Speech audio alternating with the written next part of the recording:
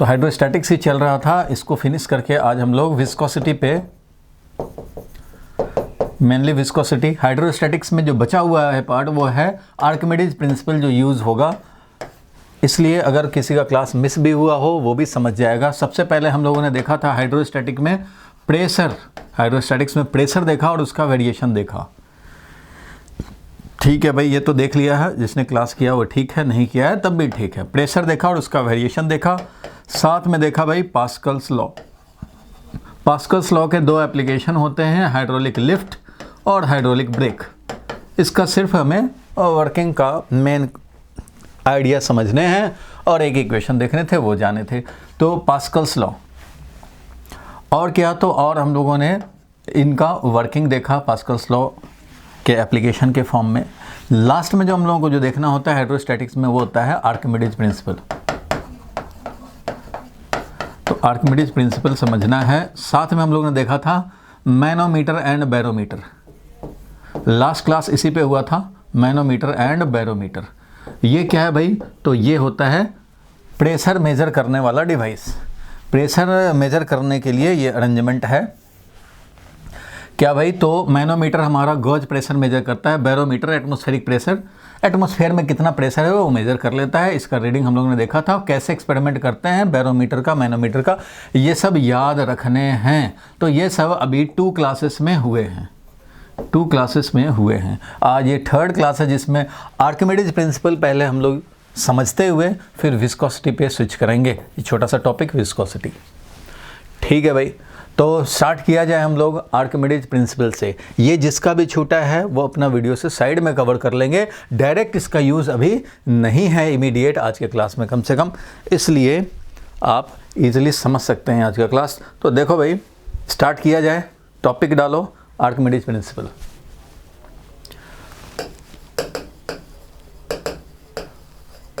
और आप ज़रूर से कॉपी क्लास नोट्स बनाएं। 2 तरह के नोट्स बनने चाहिए।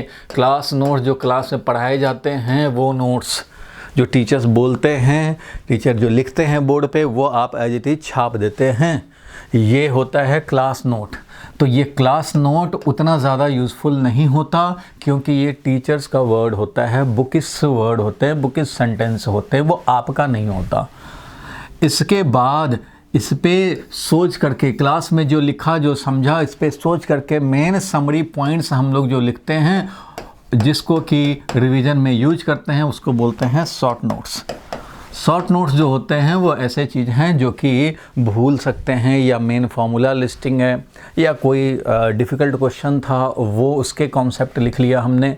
तो इस तरह से ये शॉर्ट नोट्स होते हैं। और जब भी आप आगे क्वेश्चन इस पर्टिकुलर चैप्टर का करेंगे तो हर चैप्टर के क्लास नोट्स, शॉर्ट नोट्स होने चाहिए। जब भी आप प्रैक्टिस करेंगे, रिविज़न करेंगे या डिफ़िकल्ट क्वेश्चन बनाएंगे तो उन क्वेश्चन में कुछ क्लू पॉइंट्स निकल के आएंगे, सॉल्व करने के बाद पता लगता है अच्छा ये भी होता है, तो वो इस शॉर्ट नोट्स में ऐडेड होते रहने चाहिए। ये कब तक इसमें ऐड होने चाहिए भाई, कब तक इसमें ऐड होते रहना चाहिए, जब तक आपका फाइनल एग्जाम नहीं हुआ तब तक इसमें ऐड ही होते रहेंगे।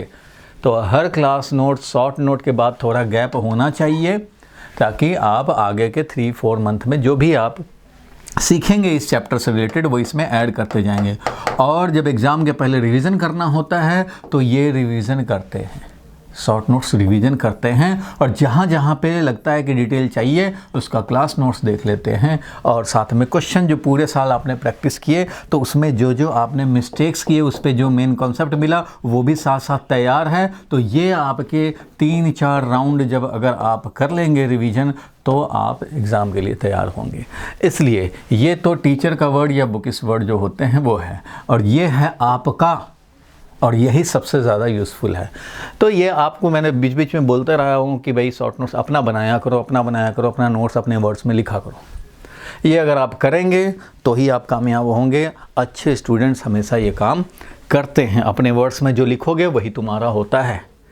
और ये बार बार रिवाइज करने का काम आता है भाई। लास्ट में आप सोचो कि 15 चैप्टर फिजिक्स में, 15 केमिस्ट्री में, 15 अगर मैथ्स में या एंट्रेंस में होता है तो 30 हो जाते हैं। ये सब 90 चैप्टर्स टिप्स पे होने चाहिए, बिल्कुल ऐसे फ्रेश होने चाहिए जो कि लगे कि कल ही पढ़ा है।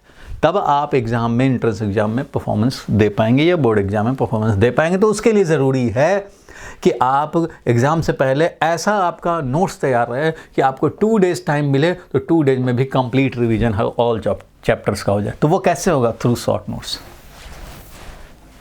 10 मिनट्स में एक चैप्टर का रिवीजन फिनिश, ऐसे रखेंगे, यही आपका टूल होगा। ये सब तो प्लेटफॉर्म बनाना हुआ, ये पढ़ना, समझना, क्लास नोट्स बनाना, ये क्या है? प्लेटफॉर्म। 2020 का जो ओवर का मैच होता है ना, उसमें फर्स्ट 15 ओवर ये हैं। फर्स्ट 15 ओवर में आप ये बेस बनाते हैं, प्लेटफॉर्म बनाते हैं और ये तैयार करते रहते हैं। जो आपका काम आएगा लास्ट के 5 ओवर में, वो ये काम आएगा और ये तभी होगा जब आप ये किए होंगे और समझे होंगे। तो ये तो खैर सबसे मेन टूल है जो कम टाइम में ज़्यादा रिवाइज करा दे, और हमने जो भी मिस्टेक्स किए हैं इनके क्वेश्चंस को सॉल्व करने में, उसके भी क्लू पॉइंट्स यहाँ लिखे हुए हों। तो ये जो तैयार करेगा वो ज़्यादा कामयाब रहेगा। चलो कोई बात नहीं, थोड़ा सा टाइम लगा दिया, आपको गाइड कर दिया। आगे देखते हैं हम लोग आर्किमिडीज प्रिंसिपल पे। ये क्या होता है भाई? तो आप अपने क्लास नोट्स में लिखेंगे भाई, आर्किमिडीज प्रिंसिपल है। आर्किमिडीज साहब का कहना था कि कभी भी कोई फ्लूइड, जनरली लिक्विड या गैस, कहीं भी, fluid is a substance which can flow. Fluids का मतलब ये है विच कैन फ्लो। फ्लो कौन कर सकता है भाई? तो liquid as well as gas. तो दोनों को हम लोग कंबाइंडली फ्लूइड्स समझते हैं। किसी भी लिक्विड में, फिलहाल हम लोग इस चैप्टर में लिक्विड के बारे में पढ़ रहे हैं, गैस के लिए अलग चैप्टर है। तो लिक्विड में, वाटर में या किसी भी लिक्विड में कोई सॉलिड को डिप करते हैं, कोई सॉलिड को डिप करते हैं। ऐसे मान लो सॉलिड को डिप किया, या हमने ऐसे सॉलिड को डिप किया, पार्शियली डिप किया या कंप्लीटली डिप किया, या कंप्लीटली डिप कर दें, जैसा भी डिप करो। तो इसमें क्या हो रहा होता है भाई? तो अपरेंट चेंज इन वेट होता है। मतलब ये सॉलिड, अगर इसको हम लोग वेट करें एयर में, वेइंग मशीन ले ले, स्प्रिंग बैलेंस, और इससे इसको हैंग करके और वेट करें इसका, मान लो कुछ आएगा रीडिंग भाई, मान लो 4 kg आया इसका, इस ऑब्जेक्ट का। या एक हमने शुगर ले लिया मान लो पॉलीथीन में और उसको हमने वेट किया, 4 kg आया। अच्छा भाई, तो सेम ऑब्जेक्ट, सेम सॉलिड को अगर हम लोग यहाँ पे स्प्रिंग बैलेंस सेम वही लेकर के आए, यहाँ पे सेम ये 4 kg रीडिंग दे रहा है, इसको लेकर के आ गए और ऐसे थोड़ा सा इसको लोअर किया कि ये लिक्विड में आ गया, इतना पोर्शन हमारा लिक्विड में आ गया। तो ये जो टोटल वॉल्यूम है इस सॉलिड का, मान लो ये V टोटल है, VT लिख देते हैं, V total of the solid, ठीक है। तो इसमें से ये जो सॉलिड का जो भी पोर्शन जो वाटर के अंदर है, जो लिक्विड के अंदर है, वो है डिस्प्लेस्ड लिक्विड का वॉल्यूम। क्योंकि इतना वॉल्यूम सॉलिड का वाटर के अंदर आ गया, लिक्विड के अंदर आ गया, तो इतना लिक्विड को हटाया होगा तभी तो अंदर आया। यहाँ तो जब नहीं था तो ये पूरे में लिक्विड था, लेकिन ये इतना अपना स्पेस ऑक्युपाई किया, इतने के लिक्विड को डिस्प्लेस कर दिया इसने। तो ये डिस्प्लेस्ड लिक्विड का वॉल्यूम है, मान लो V0 मान लो डिस्प्लेस्ड लिक्विड का वॉल्यूम है, volume of displaced liquid, volume of displaced liquid by the solid. Solid ने जो डिस्प्लेस किया है उसका वॉल्यूम है, सॉलिड ने जो डिस्प्लेस कर दिया लिक्विड उसका वॉल्यूम है, मीन्स इतने ही दूर का वॉल्यूम है ये V0। और ये क्या था भाई? VT वो था total volume of the solid, total volume of the solid, ठीक है भाई।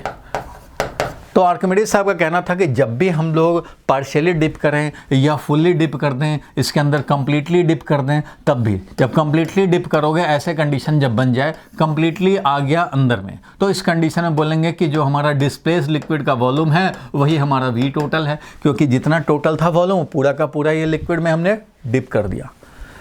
तो ऐसे भी हो सकता है, इसको बोलते हैं फुल्ली इमर्स्ड कर दिया, फुल्ली इमर्ज कर दिया या पार्शियली किया। जब भी आप किसी सॉलिड को लिक्विड में डिप करोगे, इमर्ज करोगे भाई, तो उस कंडीशन में कुछ लिक्विड जरूर डिस्प्लेस होंगे, और वो लिक्विड डिस्प्लेस्ड का जो वॉल्यूम है, यहाँ पे भी लिक्विड डिस्प्लेस का वॉल्यूम टोटल वॉल्यूम हो गया।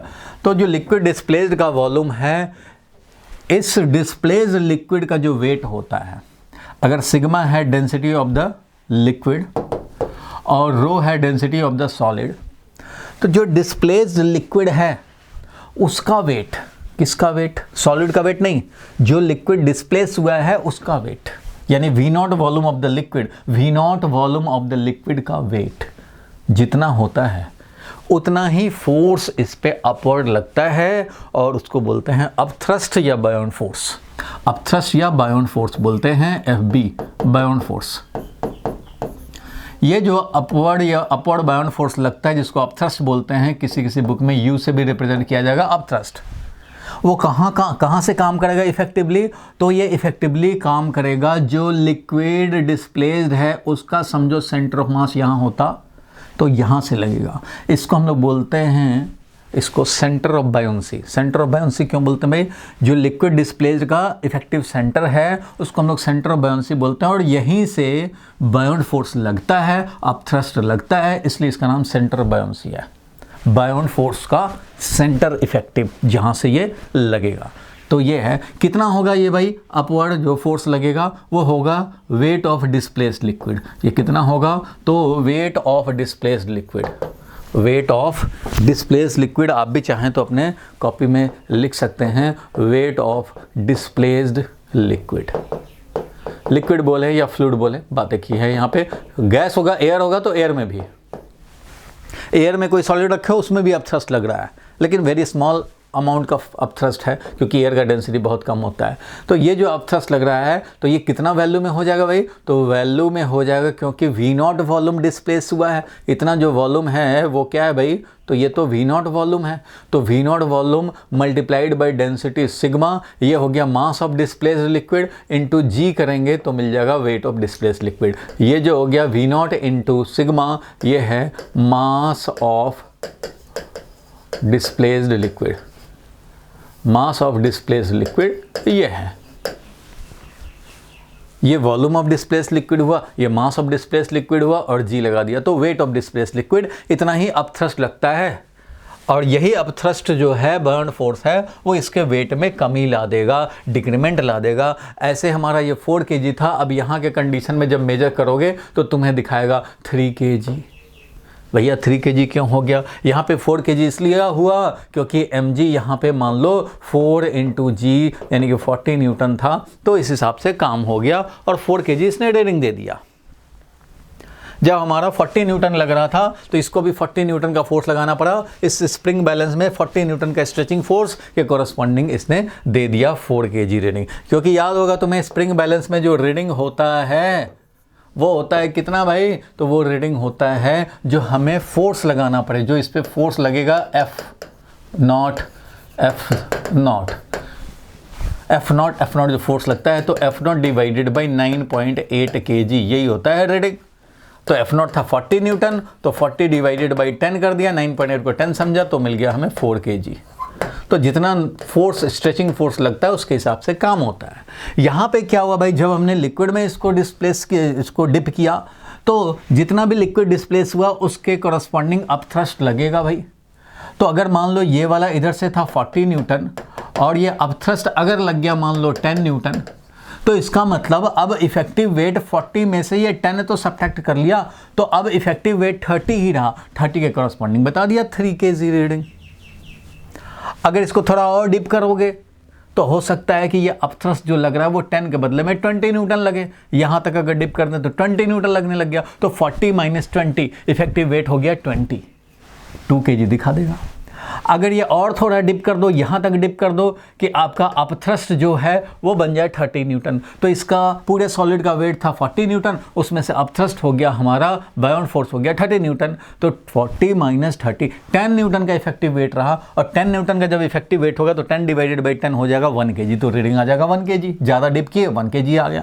और ज़्यादा डिप करेंगे तो हो सकता है भाई कि अब पूरा अगर डिप कर दें तो इसका अपना वेट है मान लो 40 न्यूटन और ये जो अपथ्रस्ट लग रहा है मान लो वो 35 न्यूटन है, क्योंकि वेट ऑफ डिस्प्लेस्ड लिक्विड मान लो 35 आया, तो 40 - 35 जब कंप्लीटली डिप्ड हो जाए तो 5 न्यूटन ही इफेक्टिव वेट रहा। तो 5 न्यूटन के कॉरस्पॉन्डिंग ये बोल देगा 0.5 kg, क्योंकि 5 ही न्यूटन इफेक्टिव वेट रहा।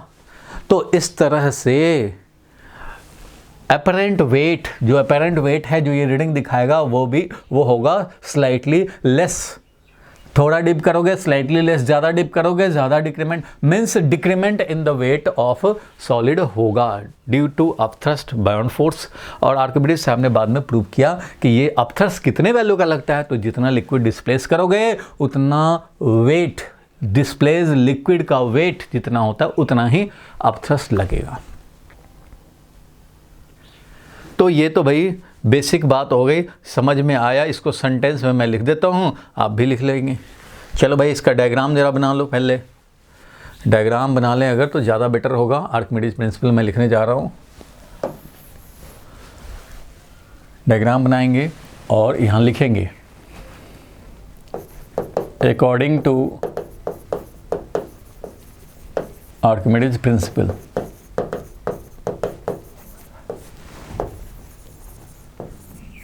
whenever some solid is dipped, जब भी डिप करेंगे, dipped in a liquid oblique fluid,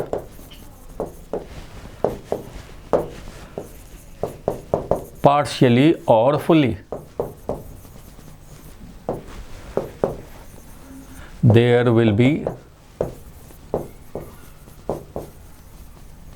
apparent decrement in the weight of solid। जल्दी से लिखो भाई, in the weight of solid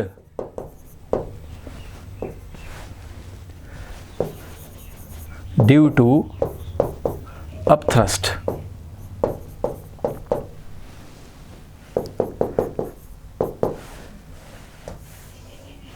upthrust force जो है हमारा, और वो फोर्स कितना होगा, तो upthrust equal to F B is equal to U is equal to क्या भाई, तो वेट ऑफ डिस्प्लेस लिक्विड।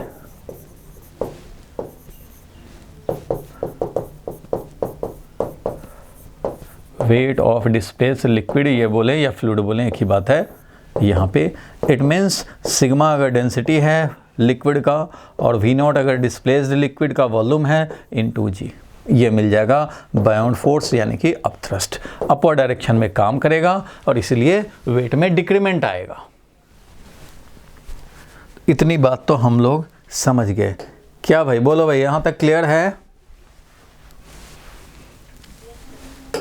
अगर एयर में था तो इसका कुछ वेट था भाई, कुछ मास था जो कि हमारा ये रीडिंग बता रहा था, 4 kg दिखाया। तो ज़रूरी नहीं कि यहाँ पे लिक्विड में डालेंगे तो ये 4 kg दिखा पाए, नहीं दिखा पाएगा। अगर ये कुछ लिक्विड है जो कि एयर से ज़्यादा डेंसिटी का है तो ये ज़रूर अपथ्रस्ट लगाएगा, और ये अपथ्रस्ट जितना लगेगा उसके करस्पॉन्डिंग अपेरेंट वेट में डिक्रीमेंट आएगा। It means apparent weight will be equal to true weight minus upthrust, क्योंकि यही है इफेक्टिव वेट।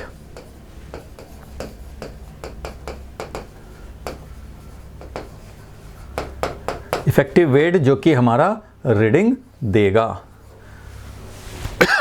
रीडिंग जो होता है वो न्यूटन में होता है। न्यूटन में भी कई बार बोला जाएगा कि भैया इसका 30 न्यूटन मान लो अपेरेंट वेट हो गया 30 न्यूटन।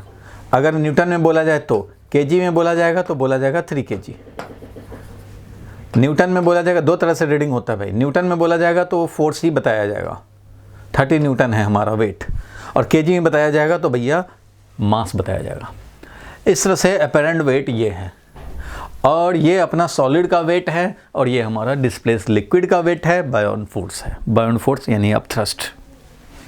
तो इस तरह से ये हम लोगों ने समझा, लिख तो लिया ही होगा। अब देखो इससे हम लोग चाहें तो कुछ क्वेश्चन भी देख सकते हैं, एक आध क्वेश्चन देख सकते हैं। ये बेसिक बात है, बेसिक कॉन्सेप्ट है। जब भी आप इमर्स करो, चाहे पार्शियली करो या फुल्ली करो, क्वेश्चन में यहाँ पे एक्सप्लेनेशन में हम लोगों ने लिख रखा है whenever some solid is dipped in a liquid और फ्लूइड, एयर भी हो कोई गैस भी हो तब भी। अब एयर या गैस का अपना वेट इतना कम होगा, अपना डेंसिटी इतना कम होता है कि उसको मान लो अभी हमने पेन रखा है तो पेन के वॉल्यूम इतना एयर तो डिस्प्लेस कर रखा है, तो उस एयर के डिस्प्लेस्ड एयर है उसका जो वेट होगा उतना ही इस पर अपथ्रस्ट लगेगा, बाकी वेट लगेगा। तो वो अपथ्रस्ट क्या होगा भाई, इतना वॉल्यूम वेट ऑफ एयर वो वेरी वेरी स्मॉल नेग्लिजिबल है, इसलिए उसको काउंट भी नहीं करते हैं। लेकिन जब ये लिक्विड होगा तो उसका डेंसिटी ज़्यादा होता है, तो भैया इसका हम लोग देखेंगे कि कितना अपथ्रस्ट है। जितना अपथ्रस्ट होगा उतना डिक्रीमेंट कराएंगे इसके वेट में, इसलिए ये रीडिंग होगा। अब यहाँ देखें, अगर मैं ये बोलूँ भाई, क्वेश्चन लिया जा सकता है, मान लो एक क्वेश्चन में लिखता हूँ, if a 4 kg block weighs 3 kg, then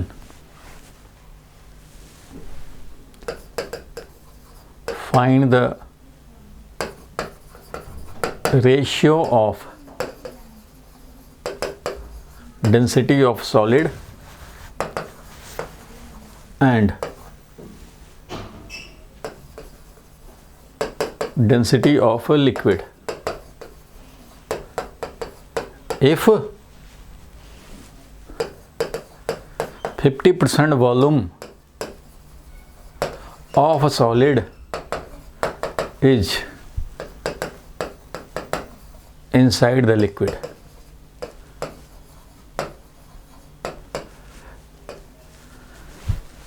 ये कोई रटा रटाया क्वेश्चन नहीं है भाई, अभी लिखा है, जो समझ में आया लिख दिया। अब इसको सॉल्व करेंगे, इसका आंसर अब हम लोग करेंगे। ठीक है भैया, किया जाए।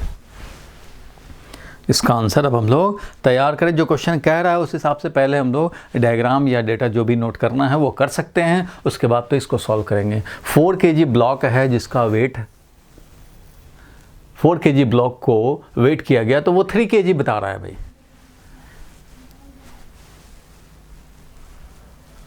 Then find the ratio of density of solid and density of liquid. इन दोनों डेंसिटी का हमें मतलब निकालना है। Rho density of solid divided by sigma density of liquid, ये रेशियो हमें चाहिए अगर 50% volume of solid is inside the liquid. Liquid के अंदर 50% वॉल्यूम है, परसेंट कुछ और भी हो सकता था। चलो भाई, ये क्वेश्चन हम लोग, तो इसके कॉरस्पॉन्डिंग अगर मैं डायग्राम दिखाऊं तो मैं तो ये दिखाऊंगा भाई कि 50% तो इसका एयर में है, लेकिन 50% ये चला गया लिक्विड में। 50% of volume, it means total volume अगर VT है तो ये डिस्प्लेस लिक्विड का जो वॉल्यूम V0 है वो कितना है भाई, तो VT/2 है। ये हमारा डिस्प्लेस लिक्विड का वेट है। ये लिक्विड में हमने इसको डिप कर दिया है। 50% ऑफ वॉल्यूम है हमारा V0, 50% ऑफ टोटल वॉल्यूम। तो ये टोटल वॉल्यूम हमारा जो था वो VT था, तो VT/2 है।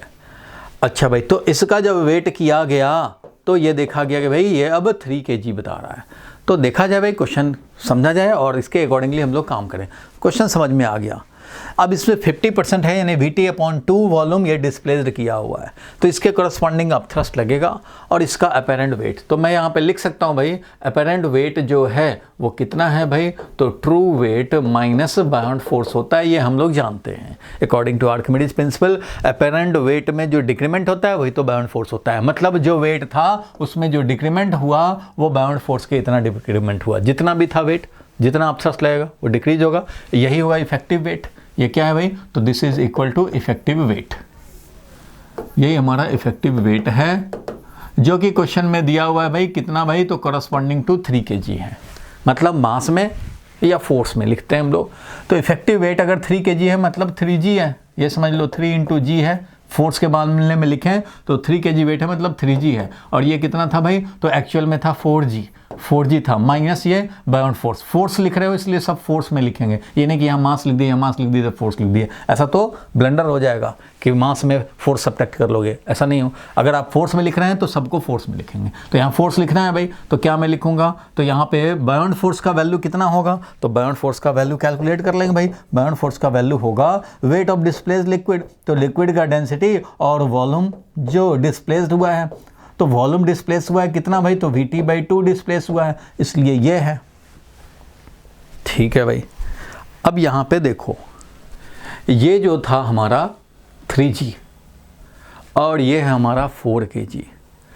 इसका मतलब ये हो गया कि ये 4 kg जो मास था वो था सॉलिड का density multiplied by total volume. Solid का density multiplied by total volume, यही तो था मास जो 4 kg था, ये था। ठीक है भाई, माइनस ये अपथ्रस्ट जो है हमारा sigma into V T by 2 है, यही लिखूंगा मैं, sigma into V T by 2, ये इंटू जी, क्योंकि यही है हमारा बायोन फोर्स। बायोन फोर्स का वैल्यू है डेंसिटी मल्टीप्लाइड बाई वॉल्यूम, ये हो गया mass of displace liquid, into G करेंगे तो मिलेगा वेट ऑफ डिस्प्लेस लिक्विड, तो ये है डिस्प्लेस लिक्विड। ठीक है भाई, minus sigma into V T by 2, ये है अपना अपथ्रस्ट बायोन फोर्स।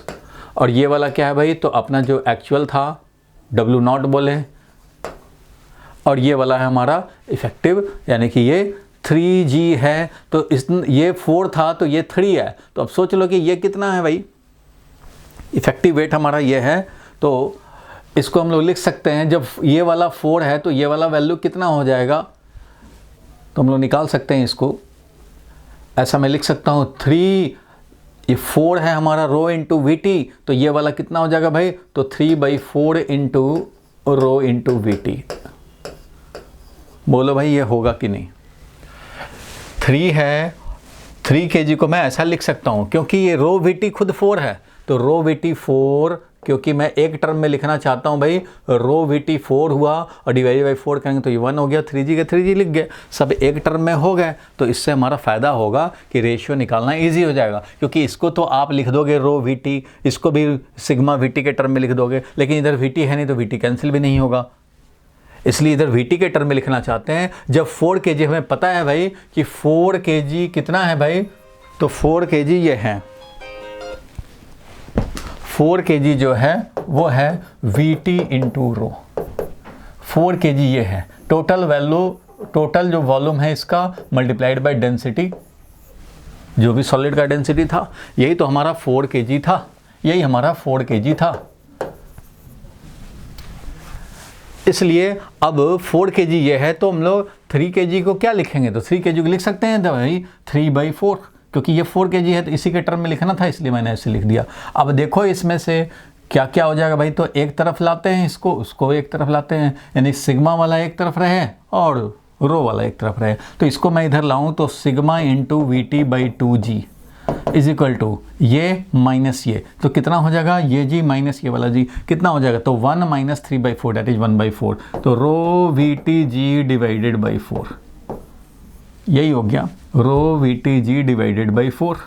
इसमें से इसको सब्ट्रैक्ट किया, ये मान लो कॉमन लिया, तो 1 माइनस 3/4 दैट इज 1/4, इस तरह से मिल गया। जी को करेंगे कैंसिल, वी टी को भी करेंगे कैंसिल, और हमें क्या चाहिए था भाई, हमें निकालना था रो डिवाइडेड बाई सिग्मा, तो रो डिवाइडेड बाई सिग्मा करेंगे तो ये क्या आ जाएगा, रो डिवाइडेड बाई सिग्मा करेंगे तो यहाँ आ जाएगा 4 डिवाइडेड बाई 2, इट मीन्स 2, तो जो हमें निकालना था rho divided by sigma is equal to 2, ये वाला आंसर हो जाएगा, ये आंसर हो जाएगा। फिर से देखो इसमें आर्किमिडीज प्रिंसिपल तुम्हें क्या हेल्प कर रहा है, आर्किमिडीज प्रिंसिपल सिर्फ ये हेल्प कर रहा है कि बायोन फोर्स कितना है, अदरवाइज ये मैकेनिक्स का क्वेश्चन हो गया, ये क्वेश्चन मैकेनिक्स का हो गया। सिर्फ इस चैप्टर का जो आर्किमिडीज प्रिंसिपल कॉन्सेप्ट है वो सिर्फ तुम्हें बायोन फोर्स बताएगा। तो क्वेश्चन में दिया था कि 50% ऑफ द सॉलिड हमारा डिस्प्लेस्ड है, तो भैया 50% ऑफ द सॉलिड डिस्प्लेस्ड है, तो हम लोग ऐसा लिख देंगे भाई कि 50% सॉलिड डिस्प्लेस्ड है, तो उसके हिसाब से बायोन फोर्स का वैल्यू ये हुआ, इसका मतलब वी टी बाई 2 वॉल्यूम हमारा डिस्प्लेस्ड हुआ है लिक्विड का, टोटल वॉल्यूम अगर वी टी था तो इतना मल्टीप्लाइड बाई सिग्मा करेंगे, मास मिलेगा इंटू जी करेंगे, तो ये बायोन फोर्स है। अब ये बायोन फोर्स जब पता लग गया तो अब आप लिखो भाई जो हमारा फॉर्मूला है कि अपेरेंट वेट क्या होगा भाई, तो एक्चुअल वेट माइनस बायोन फोर्स, तो एक्चुअल वेट माइनस बायोन फोर्स कर दिया, यही हो गया। और इस तरह से दोनों के डेंसिटी में हमें रेशियो चाहिए था, इसलिए इसको भी हम लोगों ने इसी टर्म में लिखेंगे भाई। जब हमारा 4 kg था ये, तो 3 kg क्या होगा, तो 3/4 कर दो भाई, क्योंकि ये तो 4 kg है, तो 4 कैंसिल होकर 3 हमें मिल जाएगा, तो 3G। इस तरह से सब एक टर्म में लिख दिया, आंसर मिल जाएगा हमें, ये 2 हो जाएगा इसका आंसर। मतलब ये मैकेनिक्स का बन गया क्वेश्चन कि कितना इक्विलिब्रियम अपना बनाओ, इक्वेशन लिखो, ये इक्वेशन था मेन। ये क्वेश्चन लिखो। लेकिन अभी का कॉन्सेप्ट तुम्हारा बस इतना है कि अपथ्रस्ट को आपने लिखा, अपथ्रस्ट को लिखा आपने ये वाला, ये लिखना अभी का काम है। अभी के कॉन्सेप्ट में हम लोग यही सीखे हैं। तो जब भी ऐसा आएगा, कभी भी कोई लिक्विड डिस्प्लेस होगा, पार्शियली हो या फुल्ली हो, इसमें आपको ध्यान ये रखना है कि जितना लिक्विड का डिस्प्लेस हुआ है उतने लिक्विड डिस्प्लेस्ड का वेट निकालने उतना ही अपथ्रस्ट लगने हैं। ठीक है भाई, ये क्लियर है? बोलो भाई, क्लियर है ये? बोलो भाई पहलवानों। तो अब आगे बढ़ते हैं हम लोग। ये अगर समझ गए तो आप इसको नोट कर लिए होंगे या स्क्रीनशॉट ले लिए। भाई नोट्स बनाना जरूरी है, क्लास नोट भी और शॉर्ट नोट भी।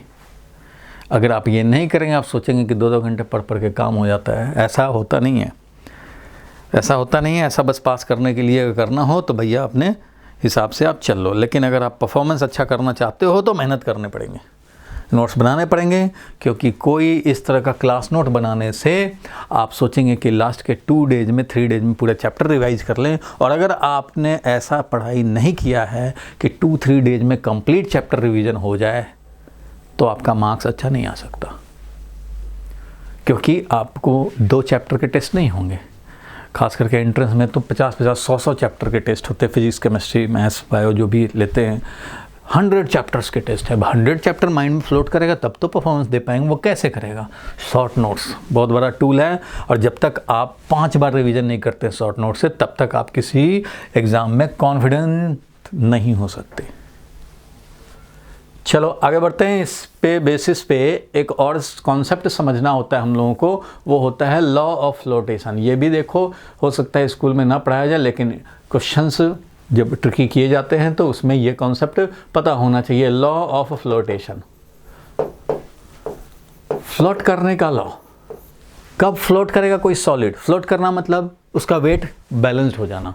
और ये ऐसे ऐसे ऐसे ना फ्लोटिंग कंडीशन में ना नीचे जाएगा ना ऊपर जाएगा, फ्लोटिंग कंडीशन में होना। तो लॉ ऑफ फ्लोटेशन है, मतलब इस तरह से फ्लोट हो गया, मान लो ऐसे, इतना ही लिक्विड डिस्प्लेस हुआ, तो इसका वेट अगर 40 न्यूटन है, इसका वेट अगर 40 न्यूटन था, तो अपथ्रस्ट जो इतने ही डिस्प्लेस लिक्विड करने से ये अपथ्रस्ट हमें उतना ही मिल गया, 40 न्यूटन के इक्वल। तो फ्लोटिंग कंडीशन में आ जाएगा। देखते होगे कॉस्को बॉल चला गया। अब कॉस्को बॉल जा करके ऐसे रहता है भाई, ऐसे डिप ढो करके और चलता रहता है। कितना भी इसको धक्का मारो तुम कि भाई बॉटम में चले जाओ, बॉटम में चले जाओ, नहीं, ये वापस आ जाएगा। ये इतना ही पे रह करके इक्विलिब्रियम होगा। आप कॉस्को बॉल ले लेना, बकेट ऑफ वाटर ले लेना और उसमें उसको डुबाने की कोशिश करना। देखो कॉस्को बॉल डालोगे, हाथ से पकड़ के बॉटम में डाल दोगे और छोड़ दोगे, देखोगे ऊपर आ जाएगा। यहाँ पे क्यों आ जाएगा? क्योंकि इसका डेंसिटी वाटर से कम है। इसका ओवरऑल डेंसिटी जो है वाटर से कम है। जिसका डेंसिटी वाटर से ज़्यादा होगा वो डिप्ड हो जाएगा। तो फ्लोटिंग कंडीशन का खैर डेंसिटी का क्या है वो तो अभी देख लेंगे, लेकिन आपको समरी में एक चीज़ याद रखने हैं, कोई भी सॉलिड फ्लोट तभी करेगा जितना वेट है उतना अपथ्रस्ट मिल जाए, तभी तो फ्लोट करेगा। अब वेट है 100 न्यूटन, अपथ्रस्ट हमारा 20 न्यूटन मिल रहा है, पूरा डिप कर दिए तो 40 न्यूटन मिल रहा है, तो कैसे 100 न्यूटन को बैलेंस कर पाएगा? ऐसे कंडीशन में ये 100 न्यूटन ज़्यादा वेट वाला है, वो नीचे बॉटम तक जाएगा ही, उसको आप फ्लोटिंग नहीं करा सकते। अब स्टील का मान लो बॉल ले लिया हमने, क्या स्टील के बॉल को आप फ्लोट करा दोगे वाटर में? नहीं करा सकते, क्योंकि स्टील का जो बॉल होगा उसका अपना वेट इतना ज़्यादा है कि अगर वो पूरा का पूरा डिप्ड भी हो जाए, अगर मान लो पार्शियल डिप होता है 2 न्यूटन आया, थोड़ा और डिप हुआ 4 न्यूटन अपथ्रस्ट हुआ, तो पूरा का पूरा जब डिप हो जाए तो 20 न्यूटन, लेकिन उसका अपना वेट 200 न्यूटन है, तो 20 न्यूटन मैक्सिमम मिल सकता है अपथ्रस्ट, तो काउंटर बैलेंस नहीं कर सकता, तो वो तो बॉटम में जाएगा ही। इसलिए नंबर 1 बात तो ये होता है भाई, कंडीशन, अगर मैं लॉ ऑफ फ्लोटेशन की बात करूं तो सबसे बड़ा तो एक केस आप समझ सकते हैं भाई कि जब सॉलिड का density greater than liquid density हो, तो इस कंडीशन में नो फ्लोटेशन, फ्लोटेशन नहीं हो सकता। तो क्या होगा भाई? तो solid will dip to the bottom, bottom तक ये चला जाएगा और बॉटम पे जाके ही रुकेगा, क्योंकि इस कंडीशन में जो सॉलिड का वेट है ये हमेशा ग्रेटर देन बायोंड फोर्स है, क्योंकि सॉलिड का जो वेट है ये हमेशा ग्रेटर देन, भाई अगर पूरा का पूरा सॉलिड यानी टोटल वॉल्यूम भी लिक्विड का डिस्प्लेस कर दे तो ये मिलेगा। अपथ्रस्ट मैक्सिमम इससे यही मिल सकता है ना, मैक्सिमम अपथ्रस्ट क्या मिल सकता है कि पूरा का पूरा सॉलिड ही डिप कर दो, पूरा सॉलिड डिप कर दिए तो यही हो गया डिस्प्लेस्ड लिक्विड का वॉल्यूम, यही हो गया, पूरा का पूरा सॉलिड हमने डिस्प्लेस कर दिया। तो VT multiplied by sigma into g, यही है अपथ्रस्ट मैक्सिमम जो मिल सकता है। ये हो गया क्या, मैक्सिमम अपथ्रस्ट।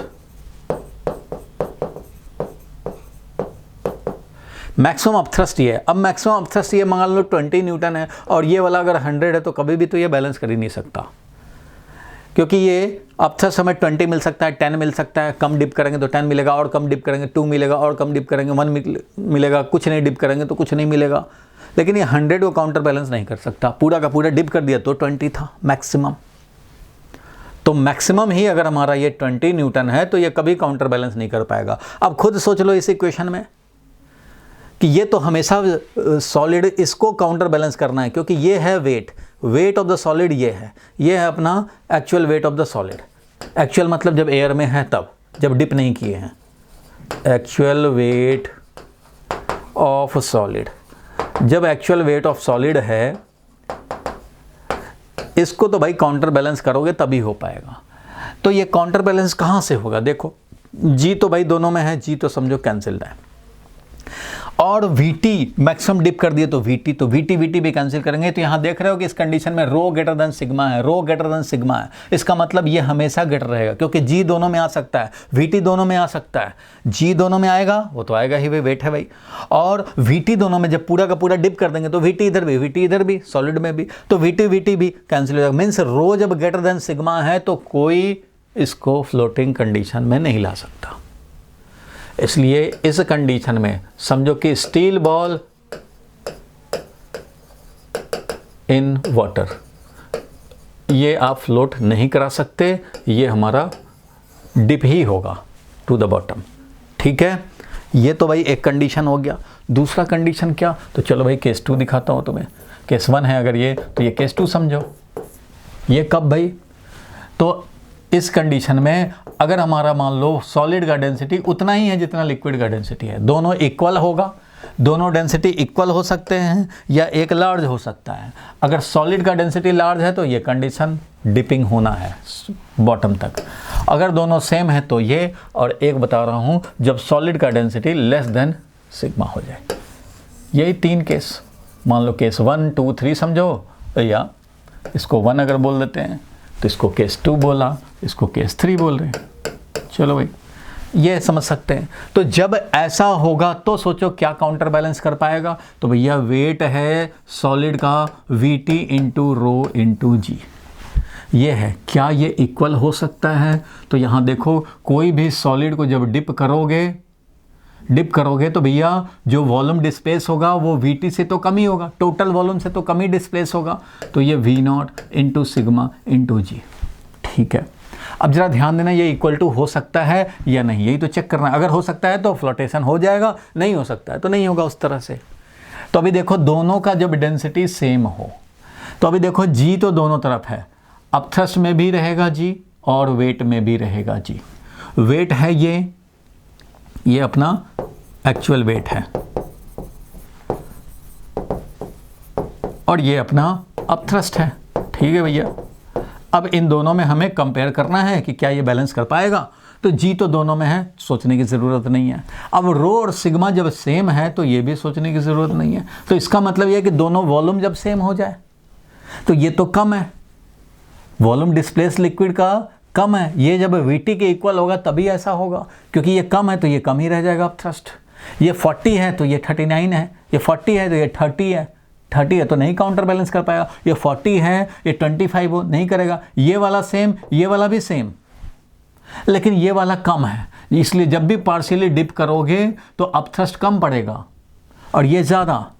तो ऐसे में मान लो अगर आप बॉल छोड़ देते हो, ऐसे में एक बॉल ऐसे रख करके छोड़ दिया तो क्या होगा, इसका वेट ज़्यादा है और अपथ्रस्ट कम है, तो ये क्या होगा, वेट ज़्यादा है अपथ्रस्ट कम है, तो ये नीचे आएगा तो थोड़ा और नीचे आएगा भाई, तो थोड़ा सा बाउंड फोर्स और बढ़ जाएगा। 40 है तो ये 35 हो गया अभी के केस में, फिर भी ये 40 है ज़्यादा है भाई, तो और नीचे आएगा। जब ऐसे हो जाएगा, ऐसे बिल्कुल ऐसे ऑलमोस्ट कंप्लीटली डिप्ड हो जाएगा, तो उस कंडीशन में ये 40 और ये भी हो गया 40। क्योंकि उस कंडीशन में वी नॉट भी वी टी हो जाएगा। तो ऐसे कंडीशन में फ्लोटेशन तो होगा बट ऑलमोस्ट कंप्लीटली डिप्ड होकर के फ्लोटेशन होगा। ये इक्वल टू तब आएगा when solid is almost dipped, almost completely dipped. जब ऑलमोस्ट कंप्लीटली डिप्ड होगा तभी ऐसा कंडीशन बनेगा। इसलिए इस कंडीशन में कंक्लूजन क्या है कि सॉलिड पार्शियल रह करके, पार्शियल डिपिंग होकर फ्लोटिंग नहीं करेगा, ऑलमोस्ट कंप्लीटली डिप होकर के ये फ्लोट करेगा। When solid is almost completely dipped तभी ये फ्लोटेशन कंडीशन बनेगा। When solid is almost completely dipped then flotation condition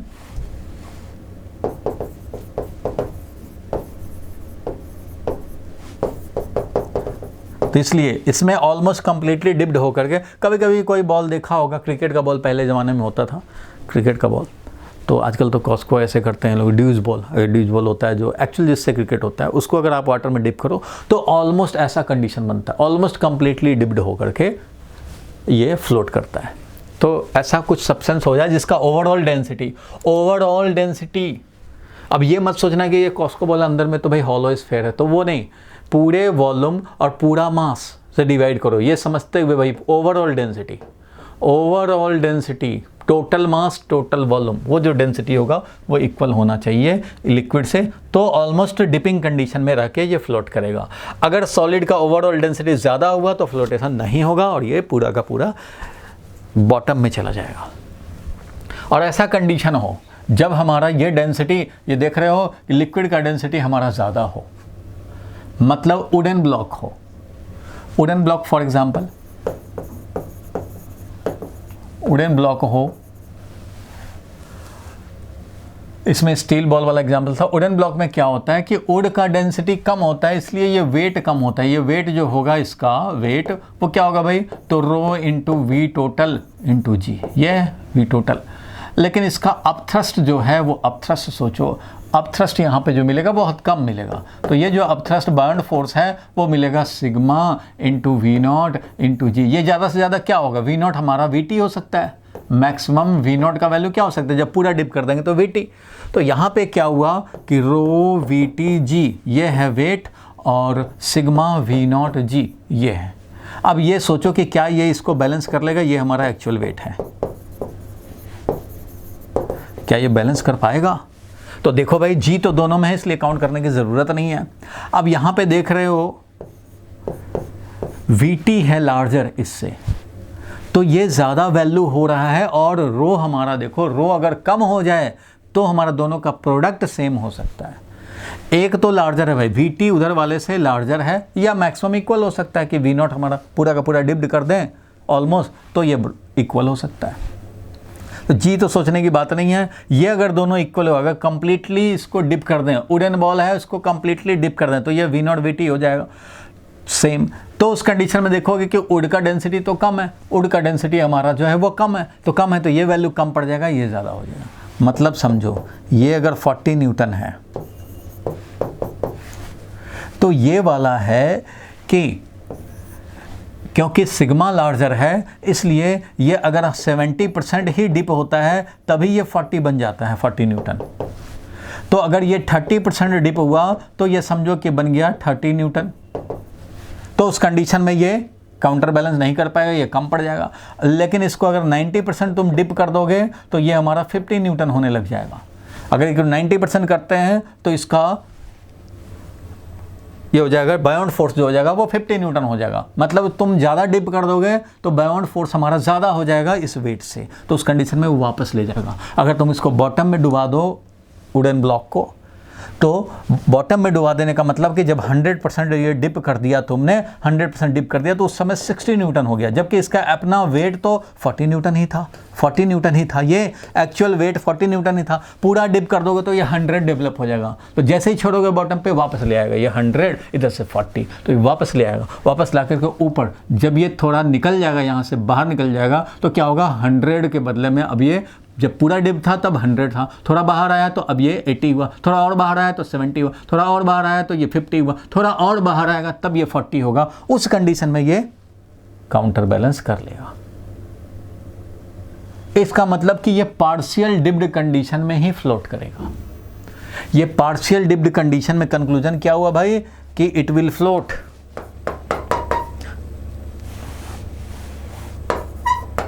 it will float with partial dipping, क्योंकि पूरा डिप करोगे तो बायोन फोर्स बहुत ज़्यादा हो जाएगा इसके वेट से, तो वो अपने आप ऊपर लेके चला आएगा। जिसको जहाँ फ्लोट करना है ना वहीं पे फ्लोट करेगा, चाहे तुम नीचे छोड़ो, चाहे ऊपर छोड़ो, चाहे एयर में छोड़ दो, वापस आकर के उतना ही पे सेट होगा। तो इसको अगर मान लो 70% या 60% वॉल्यूम डिप होकर के फ्लोट करना है, तो 60% जैसे ही फ्लोटिंग, जैसे ही डिप हुआ तो इसका बायोन फोर्स वेट को बैलेंस कर लिया। तो ये दोनों इक्वल होंगे, ये दोनों इक्वल होंगे, और ये V0 का वैल्यू हमारा VT से कम रहेगा। क्यों, G दोनों में है। अब रो हमारा देख रहे हो कि रो का वैल्यू कम है, इसलिए ये ज़्यादा रहना चाहिए, तो ये ज़्यादा है। सिग्मा देख रहे हो कि सिग्मा का वैल्यू हमारा लार्जर है, तो V0 का वैल्यू इससे कम है, तो वो तो अलाउड है। इसलिए मैं क्या कह रहा हूँ कि ये डिप्ड वॉल्यूम है, समझो ध्यान से। डिप्ड वॉल्यूम 30% ही रहता है तो 30 न्यूटन बन जाता है। जब इसको थोड़ा और डिप करेंगे तो 40 न्यूटन हो गया। तो अब इसी कंडीशन में ये बैलेंस हो जाएगा। It means the solid will dip with 70% of the solid dipped in the liquid. 90% dip कर दोगे तो बायोन फोर्स ज़्यादा हो जाएगा, तो ये ऊपर लेके आ जाएगा। छोड़ोगे जैसे ही वापस, पूरा डिप कर दोगे 100% तो 60 न्यूटन बायोन फोर्स बन जाएगा, और ये 40 ही है, तो 60 न्यूटन इधर है, 40 इधर है, तो ये वापस ले आएगा ऊपर, और ये इस कंडीशन में लाके ही डिपिंग करेगा। इस कंडीशन में लाके ही ये फ्लोटिंग कंडीशन में आएगा। तो यहाँ पे आपको ये पता लग रहा है, क्या पता लग रहा है भाई, यहाँ पे ये पता लग रहा है कि ये फ्लोटेशन कंडीशन एग्जिस्ट करेगा। Float when V rho VT into g is equal to sigma V0 into g हुआ कैंसिल, और यहाँ से मिल जाएगा V0 इज इक्वल टू ये इतना वॉल्यूम डिप होगा। मान लो सॉलिड का डेंसिटी है 0.8, लिक्विड का डेंसिटी है मान लो 1, लिक्विड का डेंसिटी है 1, इसका है 0.8 इंटू VT हमारा ये है, तो ये कितना आया वैल्यू भाई, तो 0.8 VT। इसका मतलब क्या हो गया, 80% ऑफ द वॉल्यूम ही, टोटल वॉल्यूम का 80% ही डिप होकर के ये V0 का value 80% of the volume dip होकर के और ये फ्लोट कर रहा है। तो इस कंडीशन में हमारा V0 लेस देन VT रहेगा और फ्लोटेशन कंडीशन एग्जिस्ट करेगा। क्या हो गया, हमारा सॉलिड का density less than liquid density. Wooden block में क्या होता है, पार्शियल डिप होकर के ही ये फ्लोटिंग कंडीशन बनता है, क्योंकि पूरा डिप कर दोगे तो बायोन फोर्स बहुत ज़्यादा हो जाएगा, वेट से ऊपर उठा के ले आएगा। इस तरह से जितने वॉल्यूम पे रह करके ये कंडीशन स्टेब्लिश हो जाए, कौन सा कंडीशन भाई, कि दोनों इक्वल हो जाए, क्योंकि ये खुद सॉलिड का ये कम डेंसिटी होने से ये वैल्यू कम है, और ये अगर पूरा डिप कर दे तो बहुत ज़्यादा हो जाएगा। इसलिए मैंने ये परसेंटेज ऐसे लिखा कि इतना % डिप है, तो क्या हो रहा है,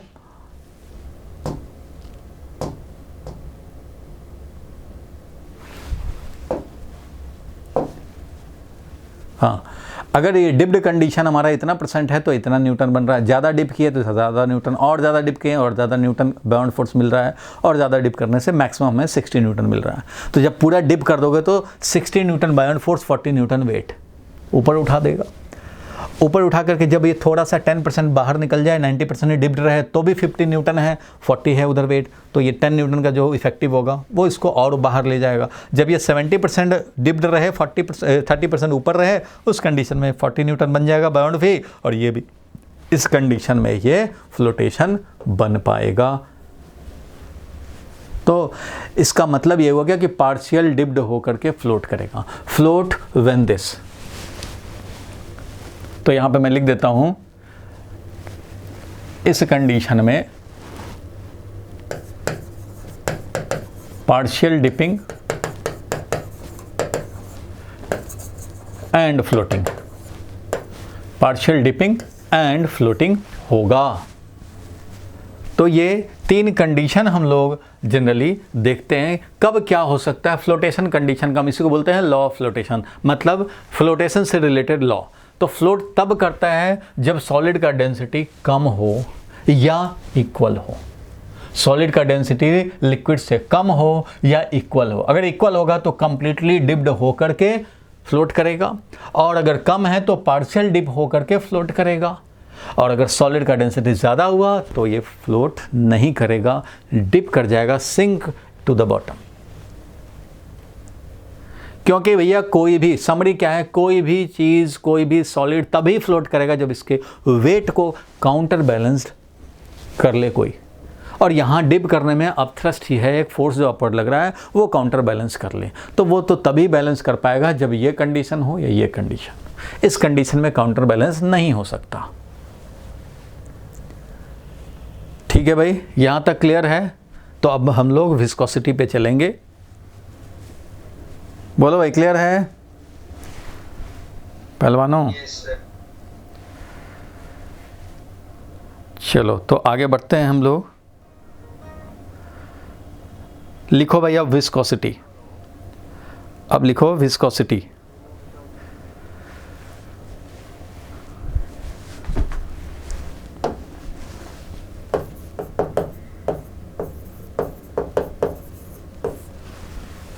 अब विस्कोसिटी हम लोग लिखेंगे। और ये क्या होता है ये ज़रा देखें हम लोग। तो इसको शॉर्टकट में ये समझो पहले कि ये है फ्रिक्शन इन लिक्विड फ्लो। जब भी लिक्विड फ्लो करता है ना तो उसमें फ्रिक्शन का फोर्स लिक्विड फ्लो में। विस्कोसिटी है फ्रिक्शन का फ्लो। जब भी हमारा फ्रिक्शन, जब लिक्विड का फ्लो होता हो तो उसमें फ्रिक्शन। विस्कोसिटी का मतलब है फ्रिक्शनल फोर्स की तरह यहाँ पे विस्कस फोर्स होता है। Viscous force against flow of fluid. जब भी फ्लूइड फ्लो करना चाहे तो रेसिस्ट करने वाला फोर्स विस्कस फोर्स। क्या होता है ज़रा समझा जाए। मान लो मैं बताता हूँ तुम्हें कि एक रिवर को समझो। रिवर है, वाटर का फ्लो हो रहा है कुछ डेप्थ पे, और डेप्थ बॉटम। तो ये एक फैक्ट है कि जो बॉटम होता है, बिल्कुल बॉटम, वहाँ पे वाटर का फ्लो ऑलमोस्ट ज़ीरो होता है। जैसे जैसे ऊपर जाओगे लिक्विड का फ्लो स्पीड ज़्यादा होता जाता है। Top layer maximum speed, top layer maximum speed flow. Liquid flow हो रहा है रिवर में, वाटर का फ्लो हो रहा है, टॉप स्पीड सबसे ज़्यादा स्पीड होता है यहाँ टॉप पे। उसका जैसे जैसे बॉटम की तरफ जाओगे स्पीड ऑफ फ्लो कम होता जाएगा और बिल्कुल बॉटम पे ऑलमोस्ट ज़ीरो होता है स्पीड। चलो ये तो फैक्ट है। अब जरा समझे हम लोग विस्कस फोर्स क्या हुआ वो समझते हैं। तो देखो यहाँ पे डेप्थ है 0। अगर हम लोग, यहाँ तो एयर है भाई, यहाँ डेप्थ 0, यहाँ पे डेप्थ मान लो डेल्टा एक्स डेप्थ अंदर चले गए। वाटर के टॉप सरफेस से डेल्टा एक्स डेप्थ अंदर चले जाएं तो यहाँ का वेलोसिटी अगर v है तो इससे डेल्टा एक्स ऊपर जो टॉप लेयर है इसका वेलोसिटी है v प्लस डेल्टा v। ध्यान से समझो, कुछ टर्म्स जानेंगे तब विस्कस फोर्स पहचानेंगे। अगर ये वेलोसिटी v है तो इससे ये थोड़ा ज़्यादा होगा और वो v प्लस डेल्टा v है। मीन्स डेल्टा एक्स डेप्थ जाते हैं तो वेलोसिटी में डिफरेंस डेल्टा v पाते हैं। ठीक है भाई। तो वेलोसिटी में डिफरेंस, ध्यान देना, वेलोसिटी में डिफरेंस क्या हो गया भाई, बहुत प्रॉब्लम है।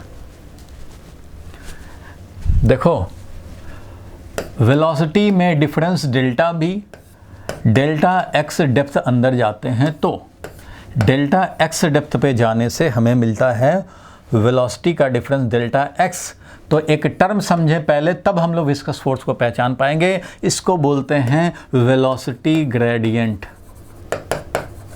वेलोसिटी में डिफरेंस पर यूनिट डेप्थ, यूनिट डेप्थ में जाओ, वेलोसिटी में जितना डिफरेंस होगा उसको बोलते हैं velocity gradient. Velocity gradient, change in velocity, change in velocity per unit depth, per unit depth, change in velocity per unit depth. Depth किधर लेने हैं? Perpendicular to water flow, liquid flow, water flow या liquid flow. Flow के direction से perpendicular चलो और unit depth 1 metre depth पे जाओ तो जो वेलोसिटी का डिफरेंस मिले वो है वेलोसिटी ग्रेडियंट। तो हमने डेल्टा एक्स डेप्थ पे गए, वेलोसिटी में डिफरेंस डेल्टा वी मिला, तो delta we, delta x depth जाते हैं तो वेलोसिटी में डिफरेंस ये मिलता है, इसलिए यूनिट डेप्थ जाएंगे तो वेलोसिटी में डिफरेंस मिलेगा ये, तो इसी को बोला गया वेलोसिटी ग्रेडियंट। यूनिट डेप्थ जाएं तो कितना वेलोसिटी में डिफरेंस पाएं उसी को बोलते हैं वेलोसिटी ग्रेडियंट। तो यही है हमारा वेलोसिटी ग्रेडियंट। ठीक है, आप सोचेंगे अभी विस्कोसिटी की बात हो रही थी, वेलोसिटी ग्रेडियंट की क्यों बात कर रहे हैं भाई? ग्रेडियंट की इसलिए बात कर रहे हैं क्योंकि ये जानेंगे तभी हम लोग विस्कस फोर्स को पहचानेंगे। तो ये वेलोसिटी ग्रेडियंट है। अगर धीरे धीरे फ्लो हो रहा हो, मान लो कोई लिक्विड का धीरे धीरे फ्लो हो रहा हो, किसी किसी रिवर का फ्लो रेट कम होता है तो उसका यहाँ पे 5 है तो यहाँ पे 4 है, यहाँ पे 3 है, इस तरह से है। और कोई रिवर में फ्लो ज़्यादा है, यहाँ पे मान लो 15 है, यहाँ पे हमारा ये कुछ मान लो 12 है, यहाँ पे हमारा वेलोसिटी मान लो ये 8 है। तो इस तरह से यहाँ पे वेलोसिटी ग्रेडियंट, यहाँ यूनिट डेप्थ पे जाओगे 3 का डिफरेंस पाओगे, यहाँ यूनिट डेप्थ जाओगे 1 का डिफरेंस पाओगे, तो वेलोसिटी ग्रेडियंट यहाँ ज़्यादा है। तो वेलोसिटी ग्रेडियंट एक टर्म हुआ। ठीक है भाई, अब जरा ध्यान देना, ये अगर हमारा एक लेयर है लिक्विड का, लिक्विड फ्लो हो रहा है, एक लेयर है ये लिक्विड का फ्लो, ये एक दूसरा लेयर है लिक्विड का फ्लो करने वाला, तो इन दो लेयर का इस लेयर पे वेलोसिटी v प्लस डेल्टा भी है, मतलब इसके मॉलिक्यूल्स का वेलोसिटी क्या है? तो v प्लस डेल्टा भी है। यहाँ वाले मॉलिक्यूल्स का वेलोसिटी क्या है भाई? तो v है, यहाँ वाले का v है, या यहाँ वाले का v समझो तो यहाँ v प्लस डेल्टा भी जो भी है। तो जब दो लेयर में वेलोसिटी का डिफरेंस होता है, एक 4 से जा रहा है, एक 5 से जा रहा है, तो क्या होगा? जैसे फ्रिक्शन में होता था, 4 से जा रहा है, 5 से जा रहा है, तो इसके रिलेटिव में ये आगे जाने की कोशिश कर रहा है, तो ये वाला लेयर बोलेगा, ये वाला लेयर बोलेगा मैं 4 से जा रहा हूँ, तू 5 से क्यों जा रहा है? मेरे साथ चलता, मैं तुम पे फोर्स लगाता हूँ, मेरे में भी तो मॉलिक्यूल है, तुम्हारे में भी मॉलिक्यूल है, मॉलिक्यूल में फोर्स ऑफ अट्रैक्शन, जिस तरह से सॉलिड जब फ्लोर पे रखा होता है तो इन दोनों में अट्रैक्टिव फोर्स लगा होता है, बाउंड मॉलिक्यूलर फोर्स लगा होता है, ये जाना चाहता है, ये रोकता है, कहाँ जा रहे हो छोड़ के? तो ये भैया किसी ने फोर्स लगाया इसलिए जाना चाह रहे हैं, तो ये बोलेगा मैं भी फोर्स लगा देता हूँ, मत जा। इसने बोला कि और फोर्स लगा रहा है मेरे पे, तो मैं भी तेरे पे और लगा देता हूँ, छोड़ के मत जा। लेकिन ये बोला कि नहीं अब तो ये बहुत ज़्यादा लगा रहा है, तो मैं तो भैया इतना 5 न्यूटन से ज़्यादा तो मैं नहीं लगा पाऊँगा, तुम मान गए तो ठीक है, जाना नहीं चाहिए था तुम्हें, लेकिन ये 7 न्यूटन लगा दिया, अब तुम क्या करोगे? तो भैया अब तो जाना पड़ेगा। चल देता है, स्लिपिंग शुरू हो जाता है। टेंडेंसी तो यहाँ रहता है, मॉलिक्यूल में बॉन्ड्स है, यहाँ भी टेंडेंसी होता है to oppose the relative motion, यहाँ भी वैसा टेंडेंसी होता है, यहाँ भी मॉलिक्यूल में जो इंटरेक्शन रहता है उसके चलते ये लोअर स्पीड वाला चाहता है हायर स्पीड से क्यों जा रहा है, साथ चलते, तो इस पे ये इधर फोर्स लगाएगा, ये लेयर इस पे इधर फोर्स लगाएगा, ये लेयर इस पे इधर फोर्स लगाएगा, इस तरह से ओवरऑल जो इसका वेलोसिटी होना चाहिए था वो वेलोसिटी कम होने लगेगा। क्यों? Due to this friction. इस फ्रिक्शन को बोलते हैं विस्कस फोर्स। फ्रिक्शन का नया नाम लिक्विड फ्लो में जब एक लेयर के रिस्पेक्ट में दूसरा लेयर इस पे रिलेटिवली स्लिपिंग करना चाहेगा, रिलेटिव डिफरेंट वेलोसिटी रखना चाहेगा, तो इस वेलोसिटी के अगेंस्ट एक फोर्स लगेगा, इस वेलोसिटी के अगेंस्ट एक फोर्स लगेगा, that is called viscous force, यानी कि friction force against the flow of a fluid. तो इस विस्कस फोर्स का वैल्यू क्या होता है ये हम लोग जानना चाहेंगे। तो विस्कस फोर्स का जो वैल्यू होता है, विस्कस फोर्स का जो वैल्यू होता है वो होता है प्रोपोर्शनल टू वेलोसिटी ग्रेडियंट। जितना ज़्यादा वेलोसिटी में डिफरेंस होगा पर यूनिट डेप्थ उतना ही ज़्यादा फ्रिक्शनल फोर्स लगेगा। सॉलिड में जो फ्रिक्शन होता था ये और लिक्विड में जो फ्रिक्शन है यहाँ, इन दोनों में कुछ सिमिलैरिटीज़ हैं और कुछ डिफरेंस भी हैं। सिमिलैरिटीज़ को भी पहचानेंगे और कुछ डिफरेंस को भी पहचानेंगे, करेंगे हम लोग ये आज कंपेयर करेंगे ये कि क्या डिफरेंस है क्या सिमिलैरिटी है। तो डिफरेंस भी है। नंबर 1 डिफरेंस तो यहीं पे नज़र आ रहा है। सॉलिड में फ्रिक्शन का वैल्यू जो होता था वो रिलेटिव वेलोसिटी पे डिपेंड नहीं करता था कि एक सरफेस के रिस्पेक्ट में दूसरा सरफेस का वेलोसिटी कितना है। वेलोसिटी चाहे 2 मीटर पर सेकंड का हो या 2000 मीटर पर सेकंड हो या 2 लाख मीटर पर सेकंड का हो, फ्रिक्शन वही लगेगा, काइनेटिक फ्रिक्शन म्यू के इनटू एन। जब भी रिलेटिव स्लिपिंग होता है, एक के रिस्पेक्ट में दूसरा जाता है, तो वो रिलेटिव वेलोसिटी यानी वेलोसिटी में डिफरेंस चाहे कुछ भी हो, 2 का हो या 20 का हो या 2000 का हो, काइनेटिक फ्रिक्शन फिक्स रहता था, इंडिपेंडेंट ऑफ वेलोसिटी होता था। लेकिन यहाँ पे विस्कस फोर्स डिपेंड करता है कितना वेलोसिटी का डिफरेंस। तो नंबर 1 पॉइंट डिफरेंस का आ गया, सॉलिड में रिलेटिव वेलोसिटी से इंडिपेंडेंट होता है फ्रिक्शन का वैल्यू, लेकिन लिक्विड में फ्रिक्शन का वैल्यू वेलोसिटी डिफरेंस पे डिपेंड करता है। 2 लेयर लिक्विड लेयर, इनमें जो डिफरेंस आएगा वेलोसिटी का, अगर ज़्यादा वेलोसिटी डिफरेंस है, ज़्यादा वेलोसिटी ग्रेडियंट है तो ज़्यादा विस्कस फोर्स लगेगा, उससे ये डिफरेंस है। सिमिलैरिटी क्या है भाई? तो आप सोचोगे सिमिलैरिटी क्या है? सिमिलैरिटी है कि यहाँ पे दिखा हमें दोनों इंटरमोलिकुलर फोर्स हैं। दोनों क्या है? इंटरमोलिकुलर फोर्स के चलते अराइज होते हैं और दोनों अपोज करते हैं रिलेटिव मोशन को। दोनों अपोज करते हैं रिलेटिव मोशन को। दोनों चाहता है भाई कि रिलेटिव मोशन ना हो, उसी के अगेंस्ट लगता है ये फोर्स। और हुआ तब भी रिलेटिव मोशन हो रहा है तो भैया वो अपोजिंग फोर्स लगाएगा, ये भी लगाएगा वो भी लगाएगा। ये बात अलग है कि ये जो लगाएगा वो independent of relative velocity magnitude, लेकिन ये डिपेंड करता है कि रिलेटिव वेलोसिटी यानी वेलोसिटी डिफरेंस क्या है। तो कुछ सिमिलरिटी कुछ डिफरेंस मिलते रहेंगे। फिलहाल पहचाने ये कि जिन 2 लेयर में एक लेयर ये है अलग स्पीड से जा रहा है, उसके ऊपर दूसरा लेयर ज़्यादा स्पीड से अगर जाए तो भाई फ्रिक्शन लगेगा, अपोजिशन होगा। ये वेलोसिटी ग्रेडियंट के डायरेक्टली प्रोपोर्शनल है। और साथ में ये इस बात पे भी डिपेंड करता है कि कॉमन एरिया कितना है दोनों लेयर में। कॉमन एरिया कितना है मीन्स कॉमन एरिया ज़्यादा है, ज़्यादा मॉलिक्यूल एक दूसरे पे फोर्स लगा पाएंगे और फ्रिक्शन फोर्स ज़्यादा, विस्कस फोर्स ज़्यादा होगा। लेकिन इस कंडीशन में सॉलिड में independent of apparent area of contact होता था फ्रिक्शन का वैल्यू। याद होगा, स्टैटिक फ्रिक्शन का मैक्सिमम वैल्यू हो तो mu S into N, kinetic friction हो तो म्यू के इंटू एन। यहाँ पे अपेरेंट एरिया ऑफ कांटेक्ट तो आता ही नहीं था पिक्चर में, independent of apparent area of contact in case of solid friction. लेकिन यहाँ पे area of common area between the 2 layer के प्रोपोर्शनल होता है विस्कस फोर्स। ये भी एक डिफरेंस है। अच्छा भाई, ये 2 बात समझे आप कि वेलोसिटी ग्रेडियंट पे डिपेंड करता है and common area liquid layer के एरिया पे डिपेंड करता है भाई।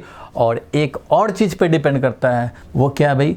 तो वो ये है कि अगर मान लो ये वाटर हो तो इसमें उतना ही वेलोसिटी ग्रेडियंट रखा जाए यूनिट डेप्थ पे। मान लो जो वेलोसिटी का डिफरेंस रखा हमने, एक बार वाटर ले लिया, दूसरी बार हमने मिल्क ले लिया। मान लो मिल्क इमेजिन करें, एक बार वाटर इमेजिन करें, एक बार मिल्क इमेजिन करें, तो वाटर में भी उतना ही वेलोसिटी ग्रेडियंट दो, मिल्क में भी उतना ही वेलोसिटी ग्रेडियंट दो, एरिया भी वही कॉमन रखो। फिर भी देखा यह गया कि मिल्क में ज़्यादा विस्कस फोर्स लग रहा है और वाटर में कम।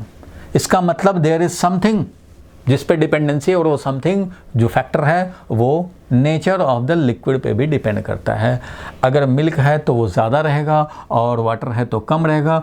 उस फैक्टर को बोलते हैं कोफिशिएंट ऑफ विस्कोसिटी, उसको बोलते हैं coefficient of viscosity. Etah symbol का नाम है, एटा से रिप्रेजेंट करते हैं। इस बात को थोड़ा हजम करने के लिए ये भी समझ सकते हो भाई, मान लो हमने लिया वॉशिंग मशीन, टॉप लोडिंग घुमाया, 3 वॉशिंग मशीन लिया आइडेंटिकल एक्सपेरिमेंट करने के लिए। एलजी का वॉशिंग मशीन, एलजी का वॉशिंग मशीन, एलजी का वॉशिंग मशीन, तीनों आइडेंटिकल एक ही दिन में परचेज किया, कोई डिफरेंस नहीं। तीनों में क्या किया, 5-5 लीटर डाल दिया। एक में वाटर 5 लीटर, एक में मिल्क 5 लीटर, एक में हनी 5 लीटर, और सबको ऑन कर दिया। घुमाओ भाई घुमाओ, मशीन घुमाना शुरू किया। चलो इमेजिन कर लेते हैं कि तीनों का सेम स्पीड आ गया, थोड़ी देर के बाद आया, हनी में थोड़ा ज़्यादा टाइम लगेगा स्पीड गेन करने में, कोई बात नहीं है। ये तीनों में आधे घंटे तक चला दिया, अब तीनों अपना फुल स्पीड पे चल रहा है, जो भी चल रहा है, तीनों को एक ही बार ऑफ कर दिया। तो बताओ कौन मशीन में लिक्विड पहले रुकेगा, किस में पहले रुकेगा और किस में सबसे बाद में लिक्विड रुकेगा, रेस्ट में आएगा। सबको सेम स्पीड से घुमा दिया,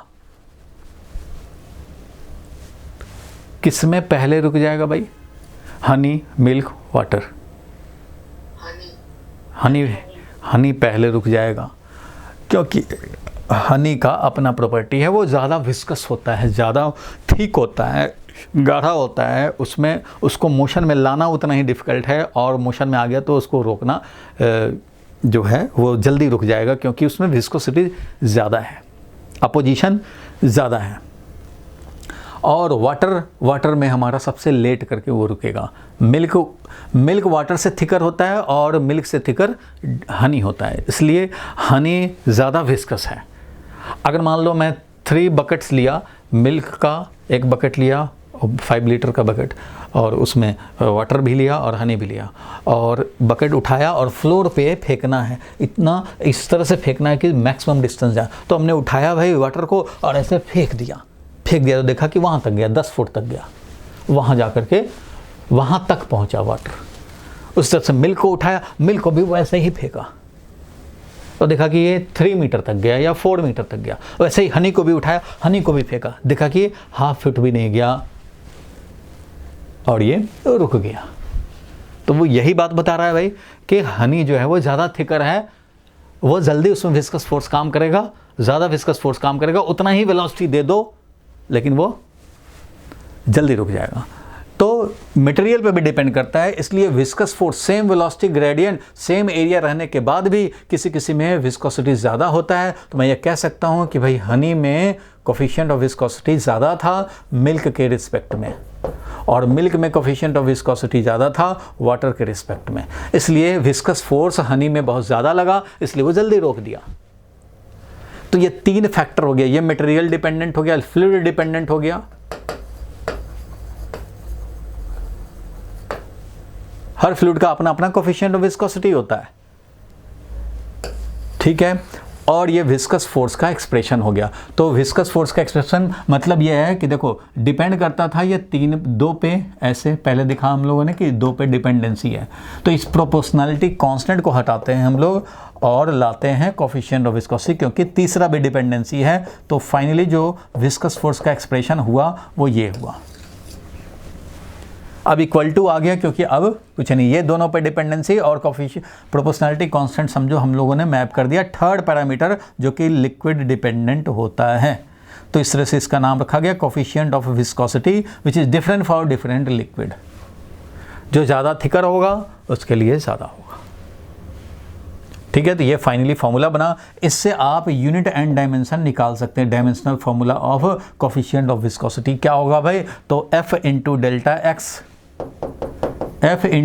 x divided by area into delta V, ये हो गया भाई expression.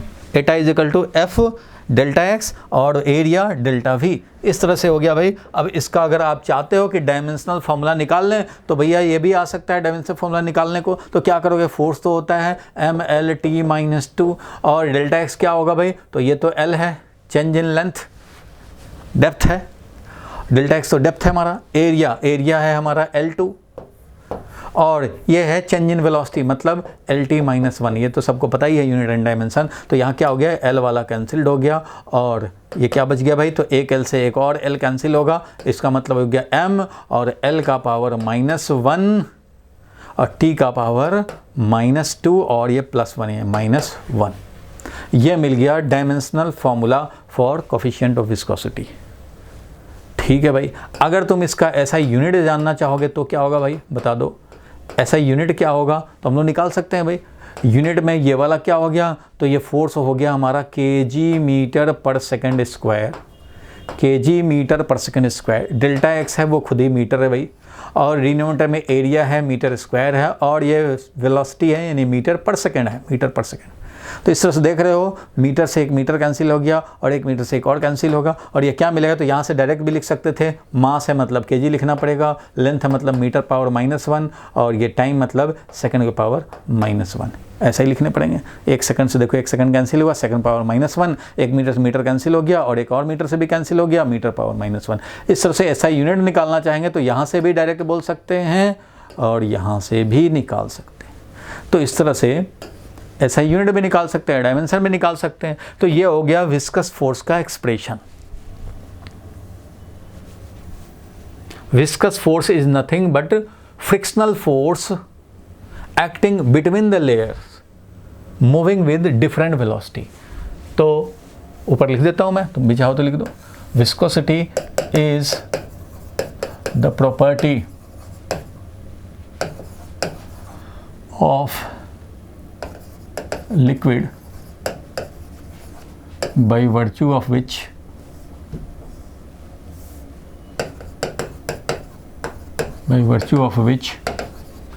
it opposes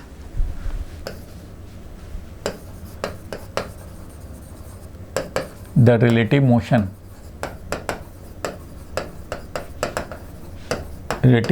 between two layers of liquid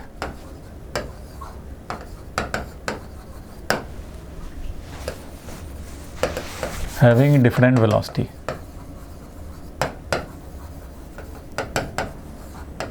जब भी होगा वेलोसिटी में डिफरेंस तो आ जाएगा। सब सेम वेलोसिटी से जाएं तो कोई विस्कस फोर्स नहीं है। जहां वेलोसिटी ग्रेडियंट आएगा, वेलोसिटी में डिफरेंस आएगा तो विस्कस फोर्स लगेगा।